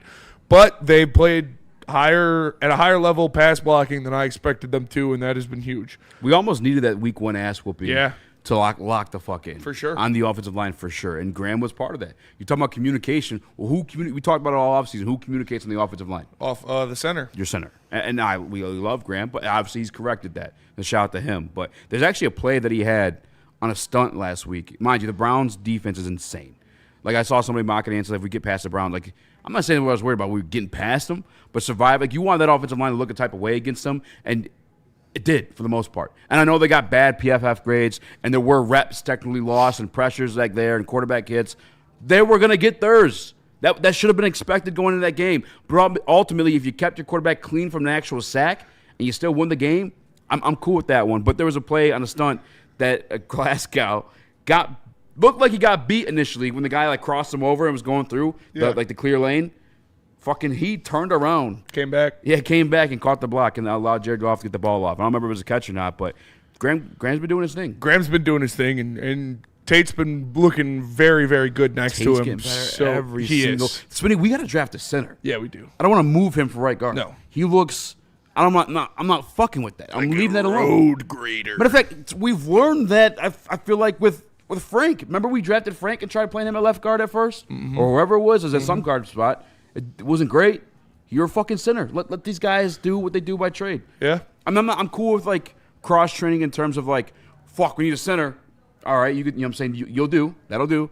But I want somebody to actually leave him a right guard. That guy is fucking getting phenomenal every single week, getting better and better. He's big, he's nasty, and he keeps golf clean. So you can't ask for more than that, really. Keeping golf clean. By the way, happy birthday to our guy, Leo Cromartie. Shout out. Chad always pulled up. I think we were watching the Seahawks game with him last year. Oh, you and Nick should kiss. Birthday kisses. Birthday Come kisses. here, Leo. All right. Shout out Leo. Leo's a good dude. Leo's a great dude. He's a dentist, by the way, too. You know Yeah. that? Oh, yeah. Went to Michigan. Yeah, he's smart Leo's as hell. Yeah, smart as fuck. Yeah. Shout out Leo. Shout out Leo. Shout out to Mad Packs. Shout out to Mad Packs. Let me tell you, go to getmadpacks.com to find a store near you that's got the best product in the state. Whether it's the high-low pre-rolls, the Boom Shakalaka Tarantulas, the THCA, Blizzard Pack, Infused Moon Rocks, or any other top-shelf strains, go to getmadpacks.com and find where you can get it. Mad Flavor, Mad High, Mad Packs. Congratulations to the real Coach of the Year, Motor City Dan Campbell. Just put your head down and go to work. It's about to be fun, man. It's about to be fun. Woodward Sports. Big injuries, big news. Twice a week, Dr. Jeff Pierce from Michigan Sports and Spine joins Woodward Sports Network for the Injury Insider Report. Big D Energy Tuesdays at noon. Braylon Edwards and Shep Thursdays at 3:30. Get expert analysis and in-depth breakdowns on the latest sports injuries from the man trusted by top athletes in the community, like D-Mac.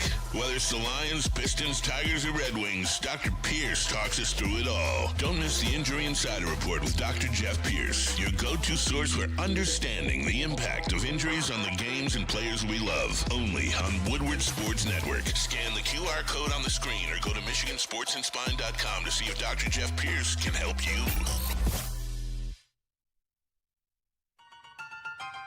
The boys of summer are ready to get back to the playoffs, and there's no better place to get your Tigers coverage than Woodward Sports. Join us all season long as we follow as our hometown Tigers claw and fight.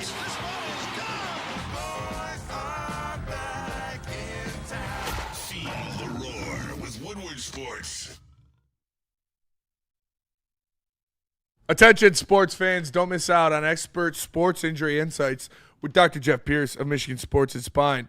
Join him every Tuesday on Big D Energy and Thursdays on Armani and Edwards, where he offers top-notch injury advice. Trust the guy, D-Mac Trust. Dr. Jeff Pierce is here to keep you in the game and performing at your best. For more information, give him a call, 248-426-9944. Dr. Jeff S. Pierce.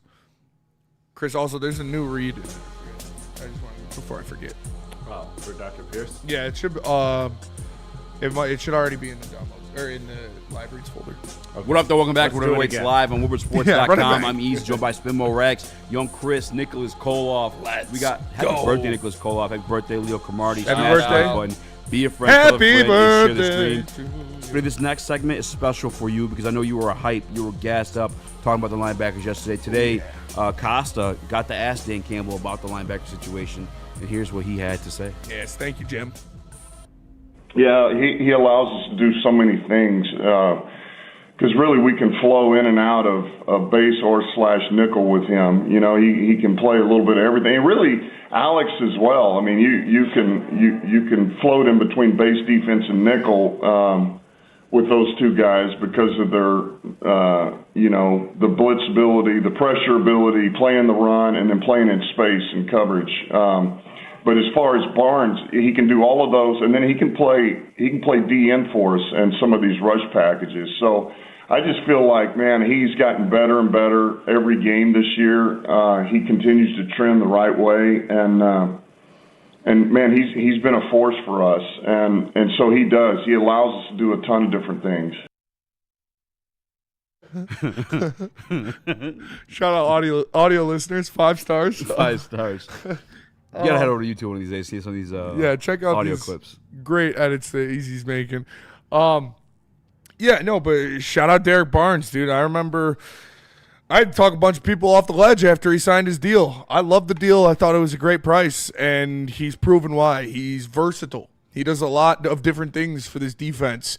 He can play he was playing snaps at defensive tackle. He was playing snaps at rush linebacker. He was playing snaps at edge. He can do everything for this defense, and he does it well.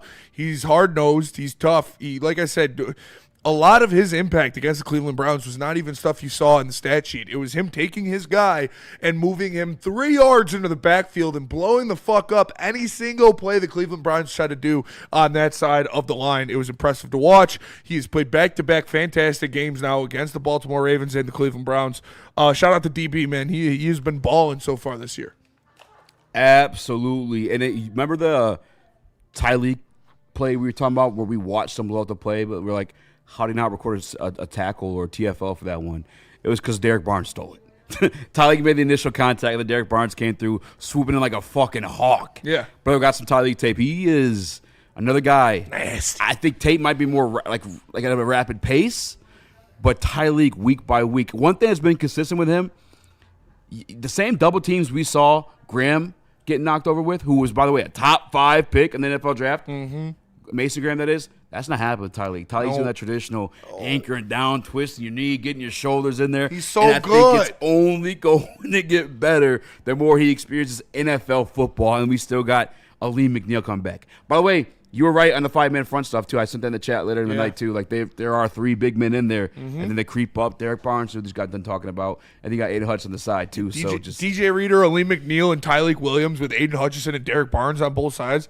Give me a fucking break, dude. What are you going to do with that? Fucking edge. Yeah, don't even give me. I feel like Tyleek Williams and Tate Ratledge are like my babies because everybody, you lucky guy, you just guessed, you just threw darts at a board. No, these guys are fucking savages, dude. I know what Dan Campbell and Brad Holmes like in their players, and these guys are fucking savages, and they're just gonna keep getting better.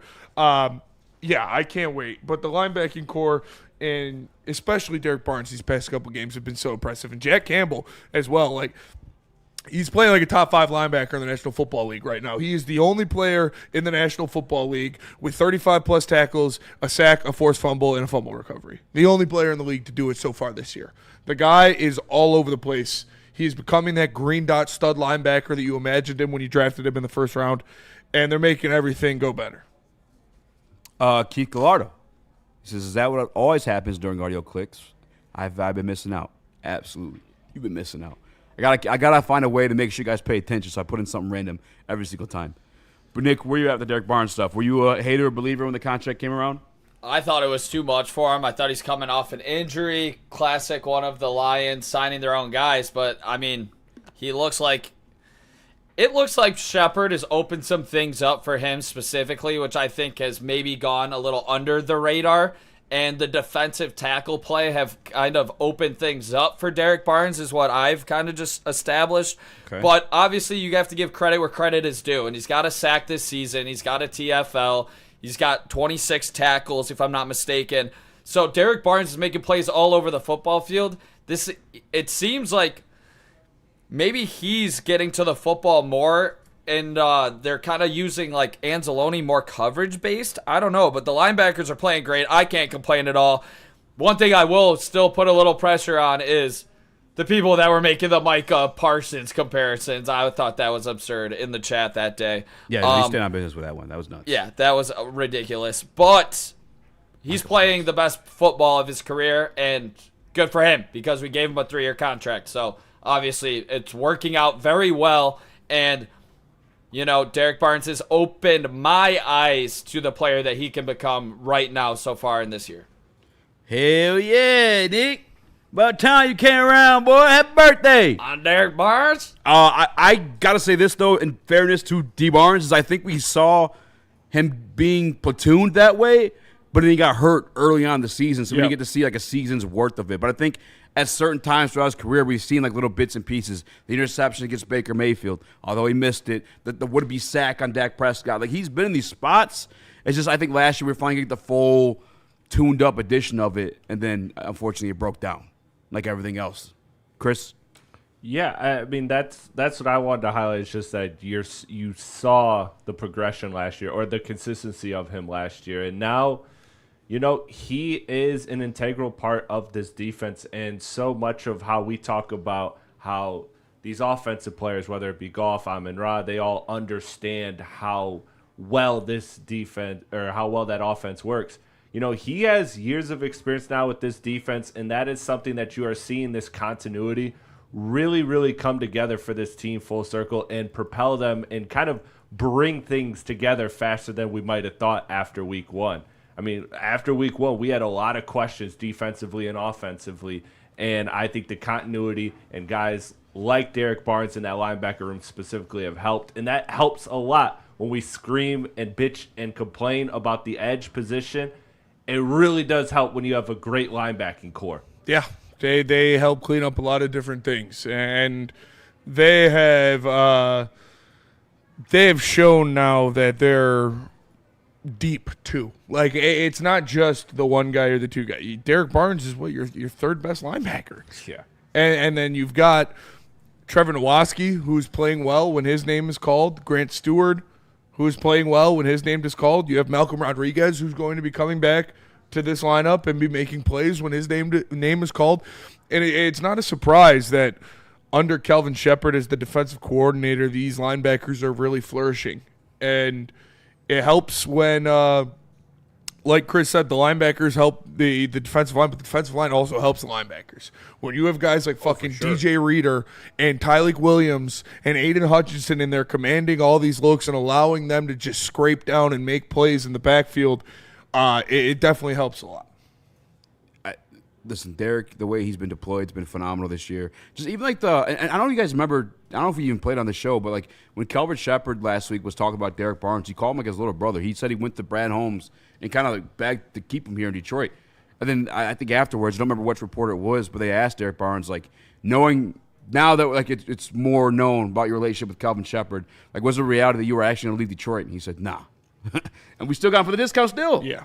He wanted to be here always. I mean, he started his career here. Obviously, he has a relationship with Kelvin Shepard. Then obviously, you see Kelvin Shepard elevate to defensive coordinator. When it's like, I'm not saying AG maybe didn't believe in Derek Barnes, and I'm not even going to say I promise you, I don't want to go there with this at all. Because again, he got hurt last year. I think He was going to be a big part of his defense last year. But nobody believed in him more than Kelvin Shepard. Yes, and not going to see him. You're going to be able to see him in all these different situations where he can impact the game. And I think the quarterback spy.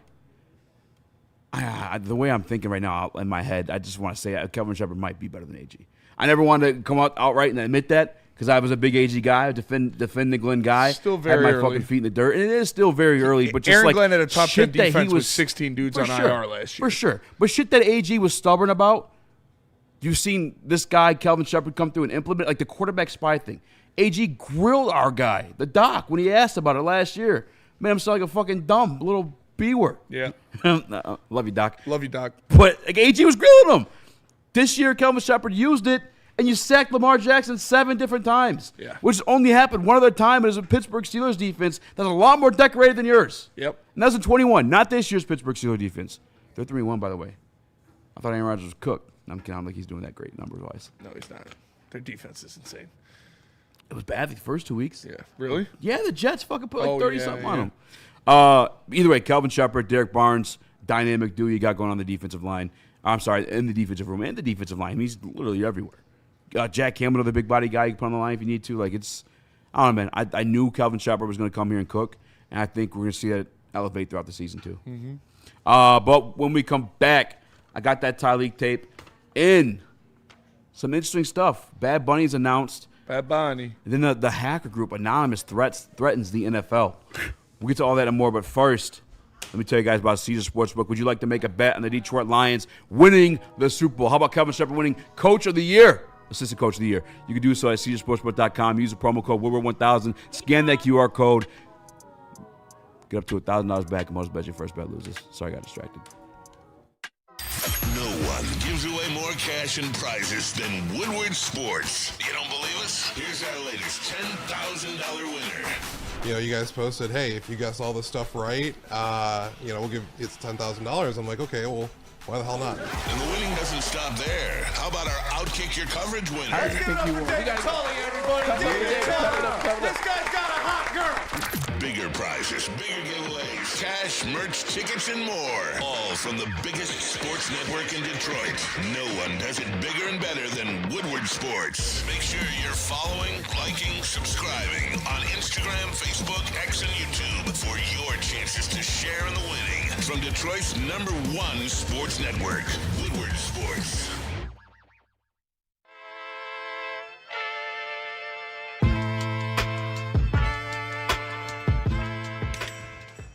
Hey, Tony, what's up, bro? Same circus, different clowns. For sure. You want the usual, the big zip? You know me too well. I threw a little something extra in there for your ma. Oh, Hope man. she's doing all right. Ay, guy, sei un santo. You're a saint. All right, buddy, we'll see you next time, okay? Grazie. We don't like to brag that we are the toughest sports network in Detroit, but we do have a guy named Darren McCarty on our Ringside. Woodward Sports.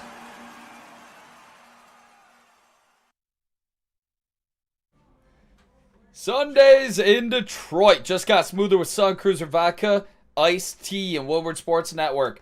Real vodka, real iced tea, no bubbles, just a clean, crisp sip that won't fill you up on game day. Only 100 calories and 4.5% alcohol.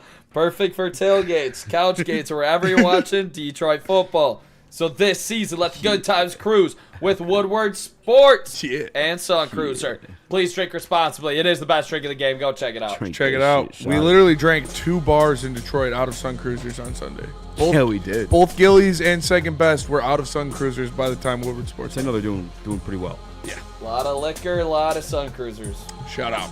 It's a lot of liquor. We did a lot of shots. Yeah. Ketchup, rubber button, liquor. Did you guys ever use that joke when you were a kid? What? You ask a question, you gotta say ketchup, rubber button, liquor. Nope. What does that even Must mean? be an 80s thing. Must have been a phrase. I must have went to an 80s thing for sure. 50s, Chris, get it right.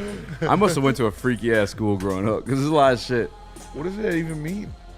It was like a joke we'd say. Ketchup, rubber band, or like liquor? what do you do? It was like you'd ask a question like, what do you do if like someone breaks your house? It's like ketchup, rubber button, liquor. And then what does that mean? What does it mean? It was an elementary school joke. It was like a 6, 7 thing, I guess. But then it's like, what do? You see a hot girl walking down the street, you go ketchup, rubber button, liquor. That was like that. That was the final. Yeah. Ketchup, rubber butt. Yeah, liquor. yeah. So what are you using the hot dog? It was It was a Okay. build-up joke. All right. Had to be there. Okay. By the way, actually, can I say some old man shit? Sure. This generation fucking sucks. I mean, you really fucking like. We had 69. At least there was like a meaning behind it. You know what I'm saying? It Like, looks like 2 mouths. Yeah. yeah, doing something nasty. Yeah. The 6, 7 thing, I get it. We joke around with it here too.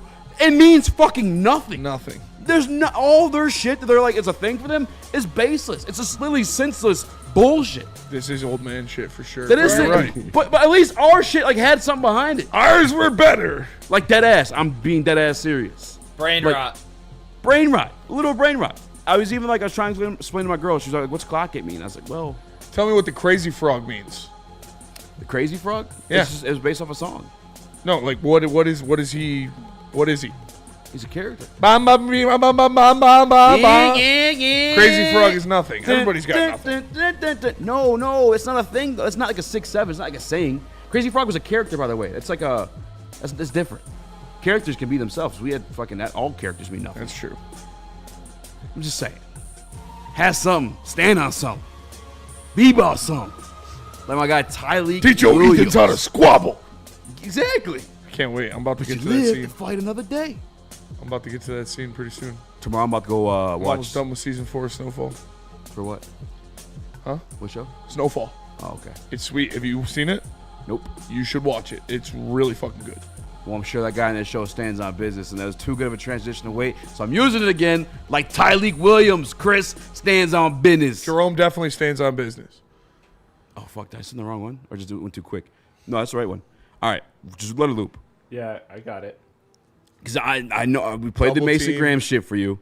Look at how he just sinks the knee. They can't fuck. 2 human beings that are paid to move human beings. Double teamed. Cannot move Tyleek Not in his opening rookie up- year as a human opening being. no holes. And the peep where the ball is trying to go. These could be counters. I don't Double know. team. Oh, I can't go there. Got to kick out. Oh, Yeah. cleaned up. He's staying right in the hole. He's a fucking dog. Double Oh, team. I can't go there. Got to kick out. Staying Here's right. TA. Come here. Sit down. Dude. Sit the fuck down. That's game 4? Double teamed. Oh, this is the same one. These are the same 2 Oh, clips. I was going to say, bro, what? How many times that? Yeah, no. But the way you break that, though, I don't know if when you play, they teach you the same thing. You step, dip, and rip. You got to get between. You're never going to beat unless you're fucking Aaron Donald or Quincy Williams. You're never going to just man up and beat a double team. It's just not going to fucking happen. So you got to fucking get skinny. Yeah. And sink down. And like some guys can't do it. Mason Graham, top 5 pick in the fucking NFL draft. He's getting moved Can't up do out it. of there. We saw Graham and Tate get the fuck up. Get the move, man. We're trying to do shit. Tyleek was like, no. Yeah. Fuck you. I'm fucking staying. I'm not fucking leaving. Yeah. Yeah, Tyleek he's a big body up in that middle, and that is a really good sign because, yeah, that – and I know, like, non-ball knowers and uneducated film watchers would see that and be like, what is he doing? He's not doing anything. No, he is maintaining gap integrity while 2 300-pound offensive linemen are trying to move him out of that gap. And that's what you do as a defensive tackle. For a lot of that, for a lot of your snaps, that's what you're going to be doing as a defensive tackle, is maintaining that gap integrity and filling that hole. So they have to bump it outside. So they can't just run ISOs up the middle.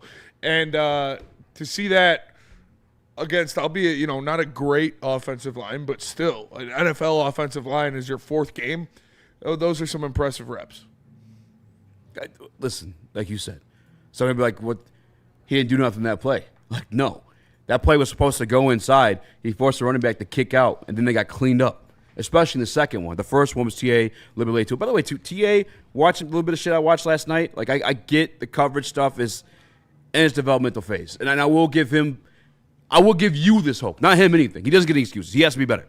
But I'll give you this hope is that we drafted Darius Slay when he was 22. That's the exact same age as TA is today. So maybe another year from now we see that step taken. But him, what I meant to go to is like as a run defender, like as a cornerback, when you're kicking those runs out to the perimeter like that, you need cornerbacks like TA to come through and make that tackle. Mm-hmm. He led the team in tackles Sunday alongside Jack Campbell. He didn't tie it. Yeah. That's a valuable trait. Very valuable. And honestly, I think we're going to need that one for damn sure. If we're containing these quarterbacks the way we have for the first 4 weeks, Jordan Love mobile, Caleb Williams mobile, Lamar Jackson, the mobliest of the mobiles. Yep. He is mobily. Patrick Mahomes the same. And on the perimeter, as long as TA is healthy, I think he might get cracked a few times. Patrick Mahomes likes to play those games. I can't wait for that, by the way, too. He always does that fake shit where he makes you think he's going out of bounds. Tries to run. Jack, please. Jack, fuck him up, Jack. Hit him in his fucking egghead. Hit him where it hurts. Knock somebody dick in the dirt. Sorry, there's a customers here. The one thing I wanted to see with Tyleek was obviously filling in for Ali McNeil, starting out hot. I think that he has been tremendous through the first 4 weeks of the season for this team, whether it was the passes defended on some big plays or just, taking up 2 blockers, getting a big stop. I think Tyleek Williams has, smashed it out of the ballpark to start this season. And I didn't know if he had big play ability. Obviously, we haven't seen the big sack yet or, the big TFL. But I didn't know if he was going to be a game wrecker, a dominant defender. And that's why I had the reaction I did on draft night. But I think you've seen just throughout the first 4 games of his early career that he can be a game wrecker, and that we are going to have a dynamic pairing with Ali McNeil and Tyleek Williams moving forward, not just at the end of this season, but for many years to come. Especially with DJ Reader kind of being up there in age. It's going to be a force to be reckoned with Aiden Hutchinson, Tyleek Williams, Ali McNeil. It's going to be fun to watch for a lot of years to come, and I've been impressed for what I've seen. Christopher? At first, I was sold on the prospect that Spencer was selling me, but at the same time, I was like, well, I want a defensive end because I know that, when push comes to shove, we have Aleem. But now seeing just what he's doing, how impactful he is already, and how Aleem can be effective with him, and he can be effective with DJ, the combinations that this defensive line can do are just incredible. I mean, I like Tyleek a lot. I've grown to really, really value him because we aren't having this hot start without Tyleek performing the way he is. And I know we mentioned him earlier, but Tate Ratledge, these 2 rookies have just impressed the hell out of me. I know we talk about Brad Holmes draft classes, but that 1-2, we're gonna remember that 1-2. Absolutely, mate. Tyleek Williams looks better than the number 5 overall pick in the NFL draft. I want to say that one more time. So far. I mean, obviously, Graham had a good game against the Packers. Some people just know how to identify talent in young players. They were the Packers' backups, though, I will say that. When Mason looked good, I'm saying. Never heard of it. Never heard of it. And I feel like when Aleem gets healthy, I feel like Tyleek will get better from that, too, because he's looking at the prototype himself. Like, this was your pro comp. This guy is literally why we drafted you. He's on the same fucking team as you. And Tyleek was a better prospect than Aleem coming out. Yeah. First round grade. Yeah. He by was. multiple people. Yeah. Not by some, not by non-ballers. But, me and Brad had him up there. I just want to show Charlie some love because I know he's not putting necessarily like the biggest numbers up, but like He's defensive tackles essential have to what roles. they've been doing. Exactly. Yes. Like the big men, the heavyweights have roles in this defense too. That's like when we signed DJ Reader and people are like, he only has like 3 career sacks. Oh my God, that's not what you're asking defensive tackles. Now there are elite defensive tackles that can do that, but not every defensive tackle is asked to do that. In fact, some guys are just asked to be fucking fat refrigerator, can't move out the way motherfuckers. And honestly, I think that might be his role. Yes, this it is DJ Reader's last year. So like Tyleek might be the fat version of Aleem that we initially drafted, and Aleem's going to be the lean Aleem that we have now. I mean... And Dan Campbell reaffirmed once again today that they want him back before the bye week. Aleem McNeil, that is. Or they want Aleem to get fat Before the again. bye week? And then Yeah, or they want Aleem to get fat again. Before the bye week? Before the bye week. Me likey. That's gross. Stop.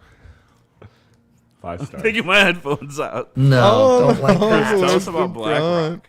Let me tell you about Black Rock Bar and Grill. Black Rock Bar and Grill, the home of steak on a stone. And they are offering a whole bunch of deals. Make sure you are tapping in. You see it right there on the screen. $19.99 steak and lobster limited time deal. You can get Braylon's beef, 20-ounce New York strip. Make sure you are getting that. The heavyweights tried it. It was delicious. They have also their $14.99 fish and chips deal. And these are all available at all locations. Portage, Ann Arbor, Novi, Heartland, Davidson, Canton, and Utica. Black Rock Bar and Grill, it is a sizzle above the rest. Make sure you are going there. Whether it's a date or whether you're going with friends, it's a perfect atmosphere regardless. Black Rock Bar and Grill. Check it out. Love Woodward Sports? Love wearing clothes? Then you should be wearing Woodward Sports clothes. Check out our full line of merch at woodwardsports.com. Just click on shop. We have all your favorite designs, like Dan Campbell kneecaps, Woodward Golf, and of course, our own logoed out merchandise. Men, women, infants, kids, all love Woodward Sports. Impress your friends. Impress your boss. Impress your dog. Buy Woodward Sports merch today.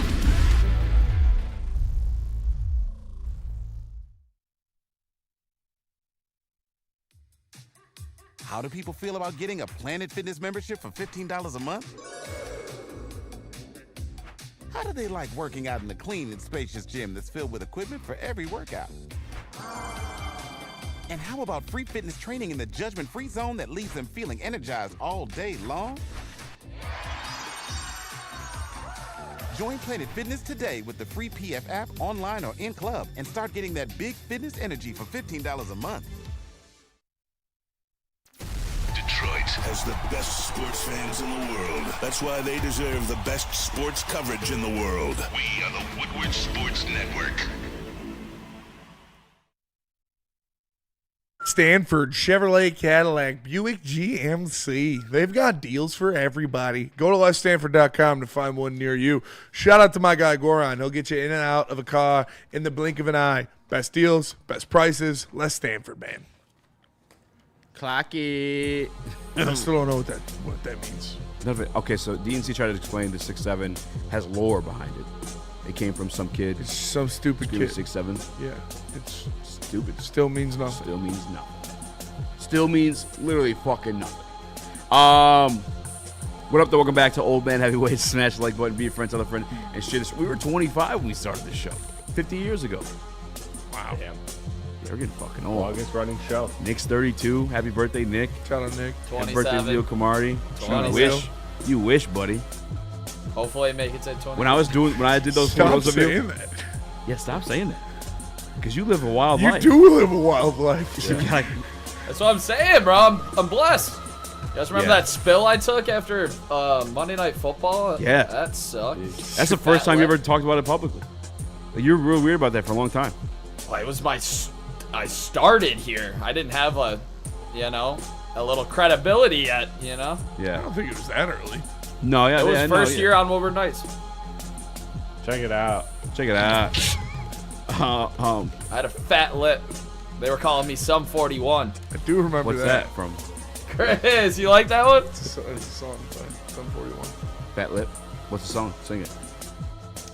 My name is going out like the underdog Camino. Yeah. Something like that. I don't know that one. As a kid, I know we're not the ones you thought you knew back in high school. It's like cheaper by I don't want to waste my time. Become another that's a banger. casualty of society. Yeah, Okay. it's a banger. Yeah, music needs some of that back. We need that back to save the world. The world's going to shit. I'm with you. I'm a real old man. I'm calling for old Need a music. future album. Talking about the world going to shit. Nick's talking about dying. No, music definitely sucks now. Young Thug's putting out songs like that. Yes. I saw somewhere, Chris, you could probably confirm this. I'm sure she's not the only one. Yeah. An AI artist signed like $1 million, like multi-million-dollar deal. Yeah, with a and like record label. who gets that money? Like, I don't understand. I goes don't, into the I void. just I Yeah, don't it's just like- understand. yeah, I just saw actually breaking news. The Rap Game just signed somebody to a $10 million AI artist. Yeah. Like, That's good shit. They It just just mail doesn't the make checks sense. out. You should make that graphic. They just ship it out the window and wherever the check goes, that's up. Yeah, it's made in Bitcoin. No. Do you guys remember the first AI artist, really quick, that got canceled like immediately? Yeah. 'Cause Which how do you cancel a robot? he got get canceled, He didn't did. He had a bar, and it was We're a saying bar. the N-word. To be I'm fair, saying there's no like.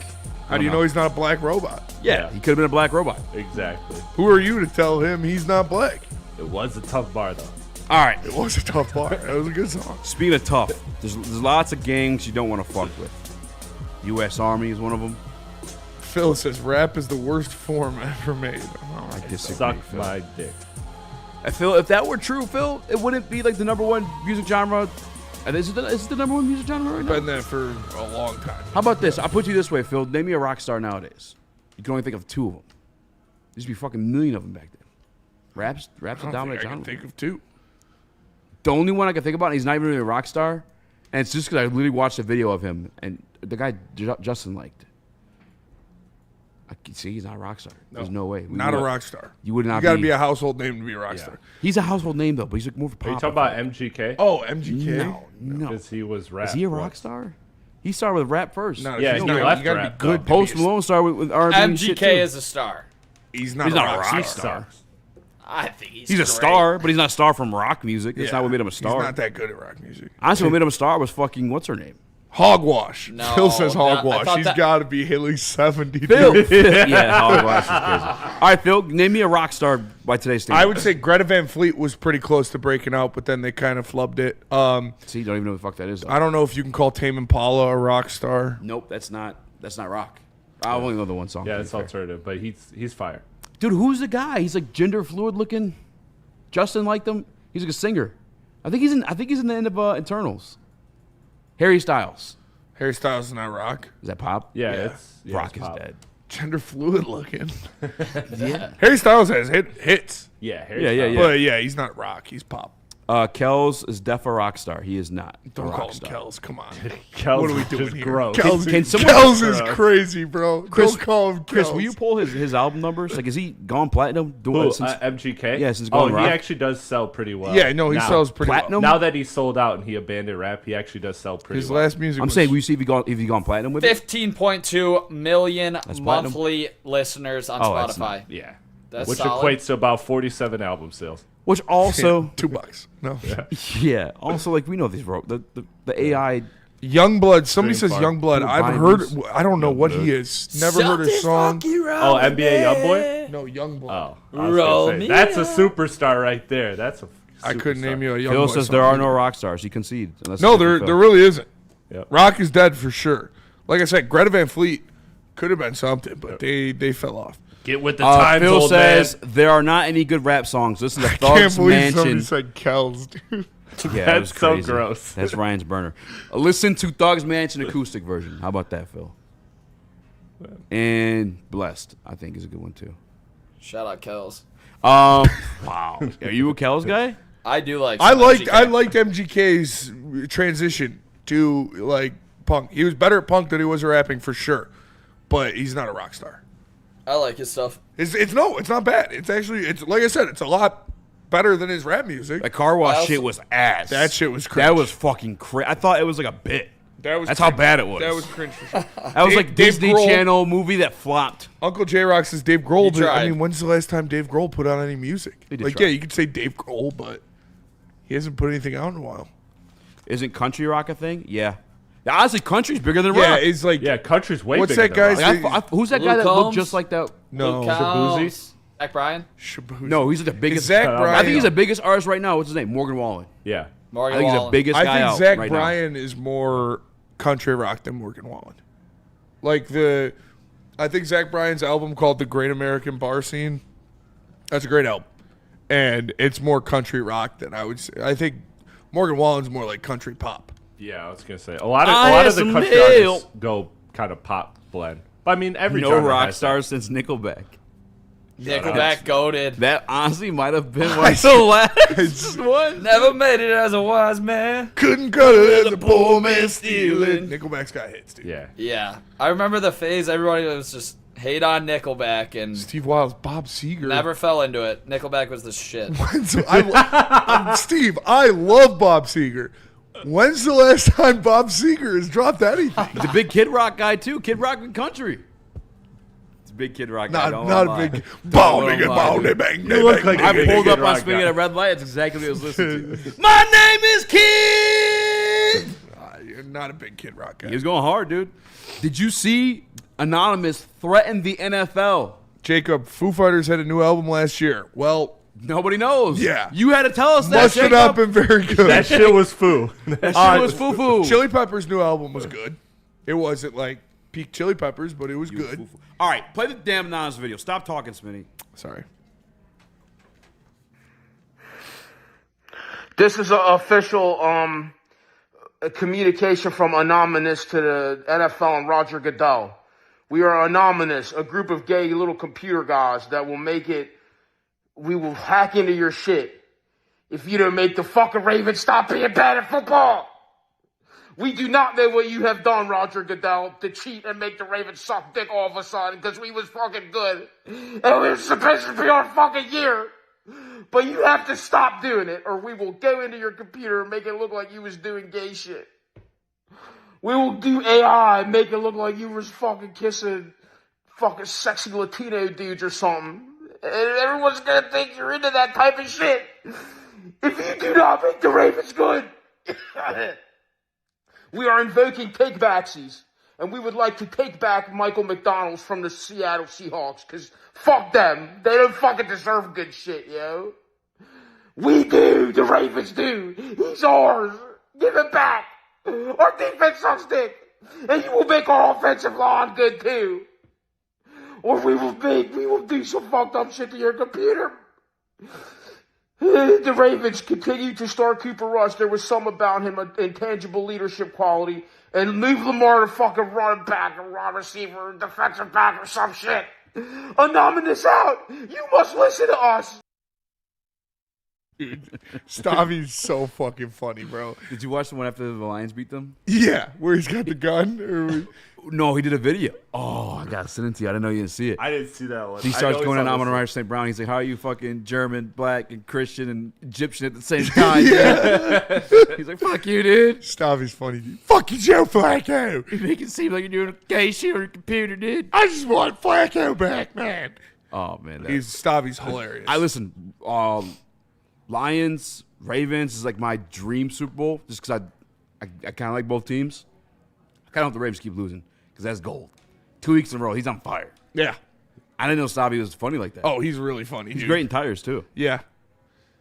I was watching. I still haven't seen Tires. Amon-Ra is how you gotta watch. You gotta It's commit to watch the Amon-Ra. second season because the first season is not bad, but it's just it doesn't get going. Do you know that was all pocket? Like Shane made that season out of pocket. I watched the video. You can tell. Yeah. Oh wow. I watched the video Yeah, of the second season though. the sexual harassment seminar. Yeah. That shit was funny. That shit was funny. Shane Gill is hilarious. Shane Gill is very funny. He's very funny. Yeah. The NFL was threatened. And when we come back, we'll host a mailbag segment. But Mailbag. first, tell us about Ven Johnson. Venny J. Corporations, the government, even your insurance company will do whatever it takes to minimize their liability and withhold your compensation.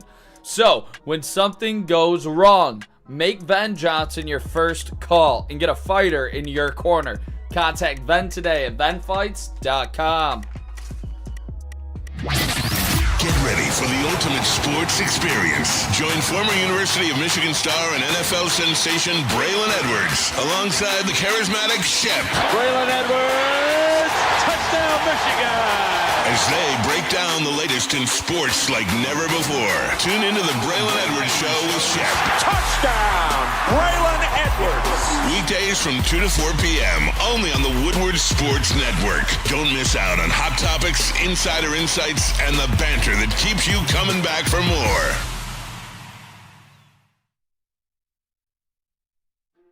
Why do we fight? We fight to protect the innocent, to hold the powerful accountable, to bring the oppressors to justice. Why do we fight? We fight to secure and preserve our civil liberties, to get each and every one of our clients the justice they deserve, and to make the lives of real people just like you whole again. ThenFights.com. The boys of summer are ready to get back to the playoffs, and there's no better place to get your Tigers coverage than Woodward Sports. Join us all season long as we follow as our hometown Tigers claw and fight.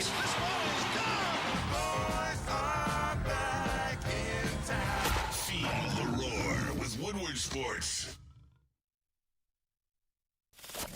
We don't like to brag that we are the toughest sports network in Detroit, but we do have a guy named Darren McCarty on our side. Woodward Sports.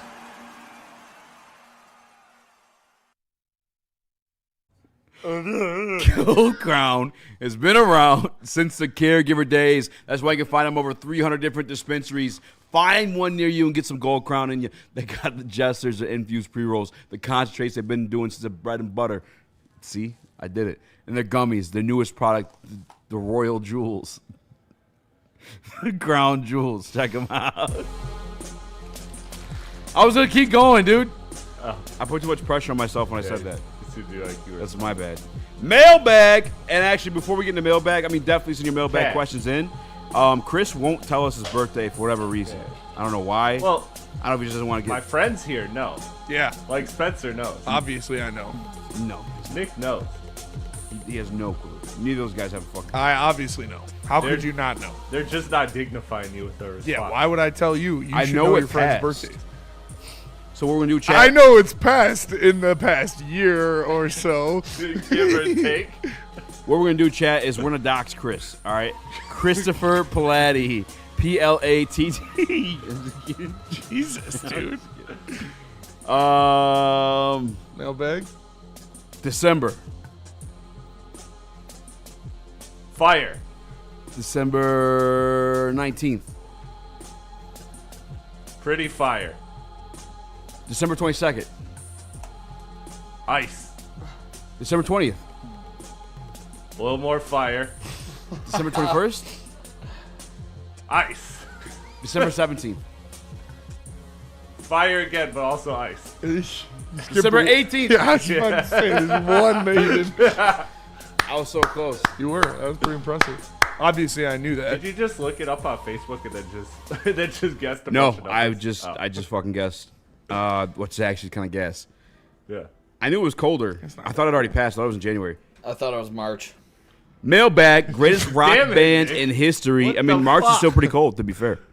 Greatest rock band in history, no Rolling Stones or Beatles. Zeppelin, easy. It's with Rolling Stones and Beatles. It's Zeppelin. Oh. Yeah. Mailbag, best rapper alive, Kendrick Lamar. Kendrick Lamar. Jay-Z. You don't Jay-Z believe is that. alive. You don't believe that. Kelly. Yes, I do. Kels. Of all time. Kels. Dude, that's like somebody I opened up calling for Eminem MGK Marshall. in Cleveland. That's how I met Future. Yeah. Yeah. Shout out. What fictional football player would you want the Lions to sign tomorrow? Fictional? Fictional. Fucking, what's his Kelly. name? Deacon Moss. No, fucking, Deacon Moss would be sweet. I'm thinking of. I can only think of I think all the football movies are high school and college. Give me Deacon. Give me the dude with the giant dick in the longest yard. He's a linebacker. Who are their edge rushers? They got corners. Curly? Do they have any good corners? No. No, there's. We're set at quarterback. I mean, we don't want Adam Sandler. The Rock from that one fucking Tooth Fairy movie, wasn't he quarterback or something? I think he's an edge rusher. It's a different movie. Oh, that is a different movie. That's Game Gridiron Plan. Gang. Oh yeah, one's like he got a daughter he didn't know about or some shit like that. Game Plan. Game Plan. Yeah. Gridiron Gang is a great movie. Why? That's like underrated one. Nobody really talks about Gridiron that. Gang's a great movie. That's tough. I don't know too many. Do you guys like the Invincible more than Remember the Titans? No. What? No. Or Remember the Titans over that one? You talking about the Mark Wahlberg movie? Mark Wahlberg movie? What? Yeah, That's only dudes more from than Boston Remember like the that. Titans? Literally only white dudes from Boston like that movie. I haven't more than seen Remember the either Titans. of them in like a very long time. I was scrolling Disney Plus last night, so I wanted to ask. I almost watched one. Remember of the them. Titans. No, because the worst part, I mean, it's a cool story for sure. Like, your team sucks that bad, that your hometown guy, you try out and you make it. As a white guy, too, that's actually even fucking crazier. Vince Papale, shout out. But you go look up his numbers, he sucked.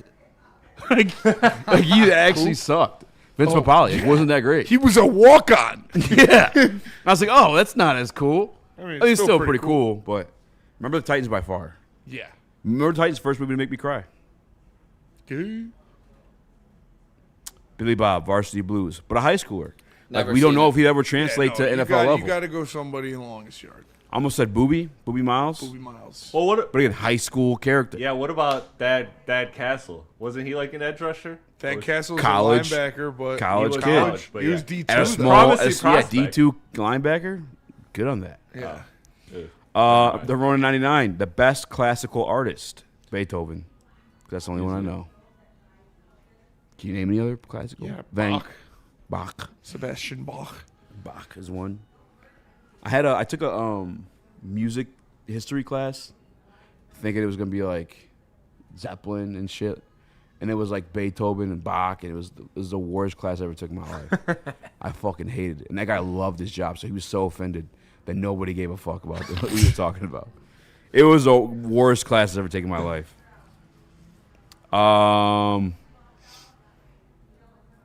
Mailbag. Have you seen any of Mafia-thon 3? Kai, Kevin, and Drewski last sleepover was last night. Is it still going on? Shout out my guy Chris Patrick. He had a crazy LeBron cut freestyle. Kai's dreads today for hitting 1 million subs. Skydiving for breaking the sub record. Damn. You watched 3 men have a sleepover, huh? That's what you chill, be doing? Chill. That's what They you be watch doing? Chill. We didn't sleep. We were up all night long. Yeah, that's true. We didn't sleep.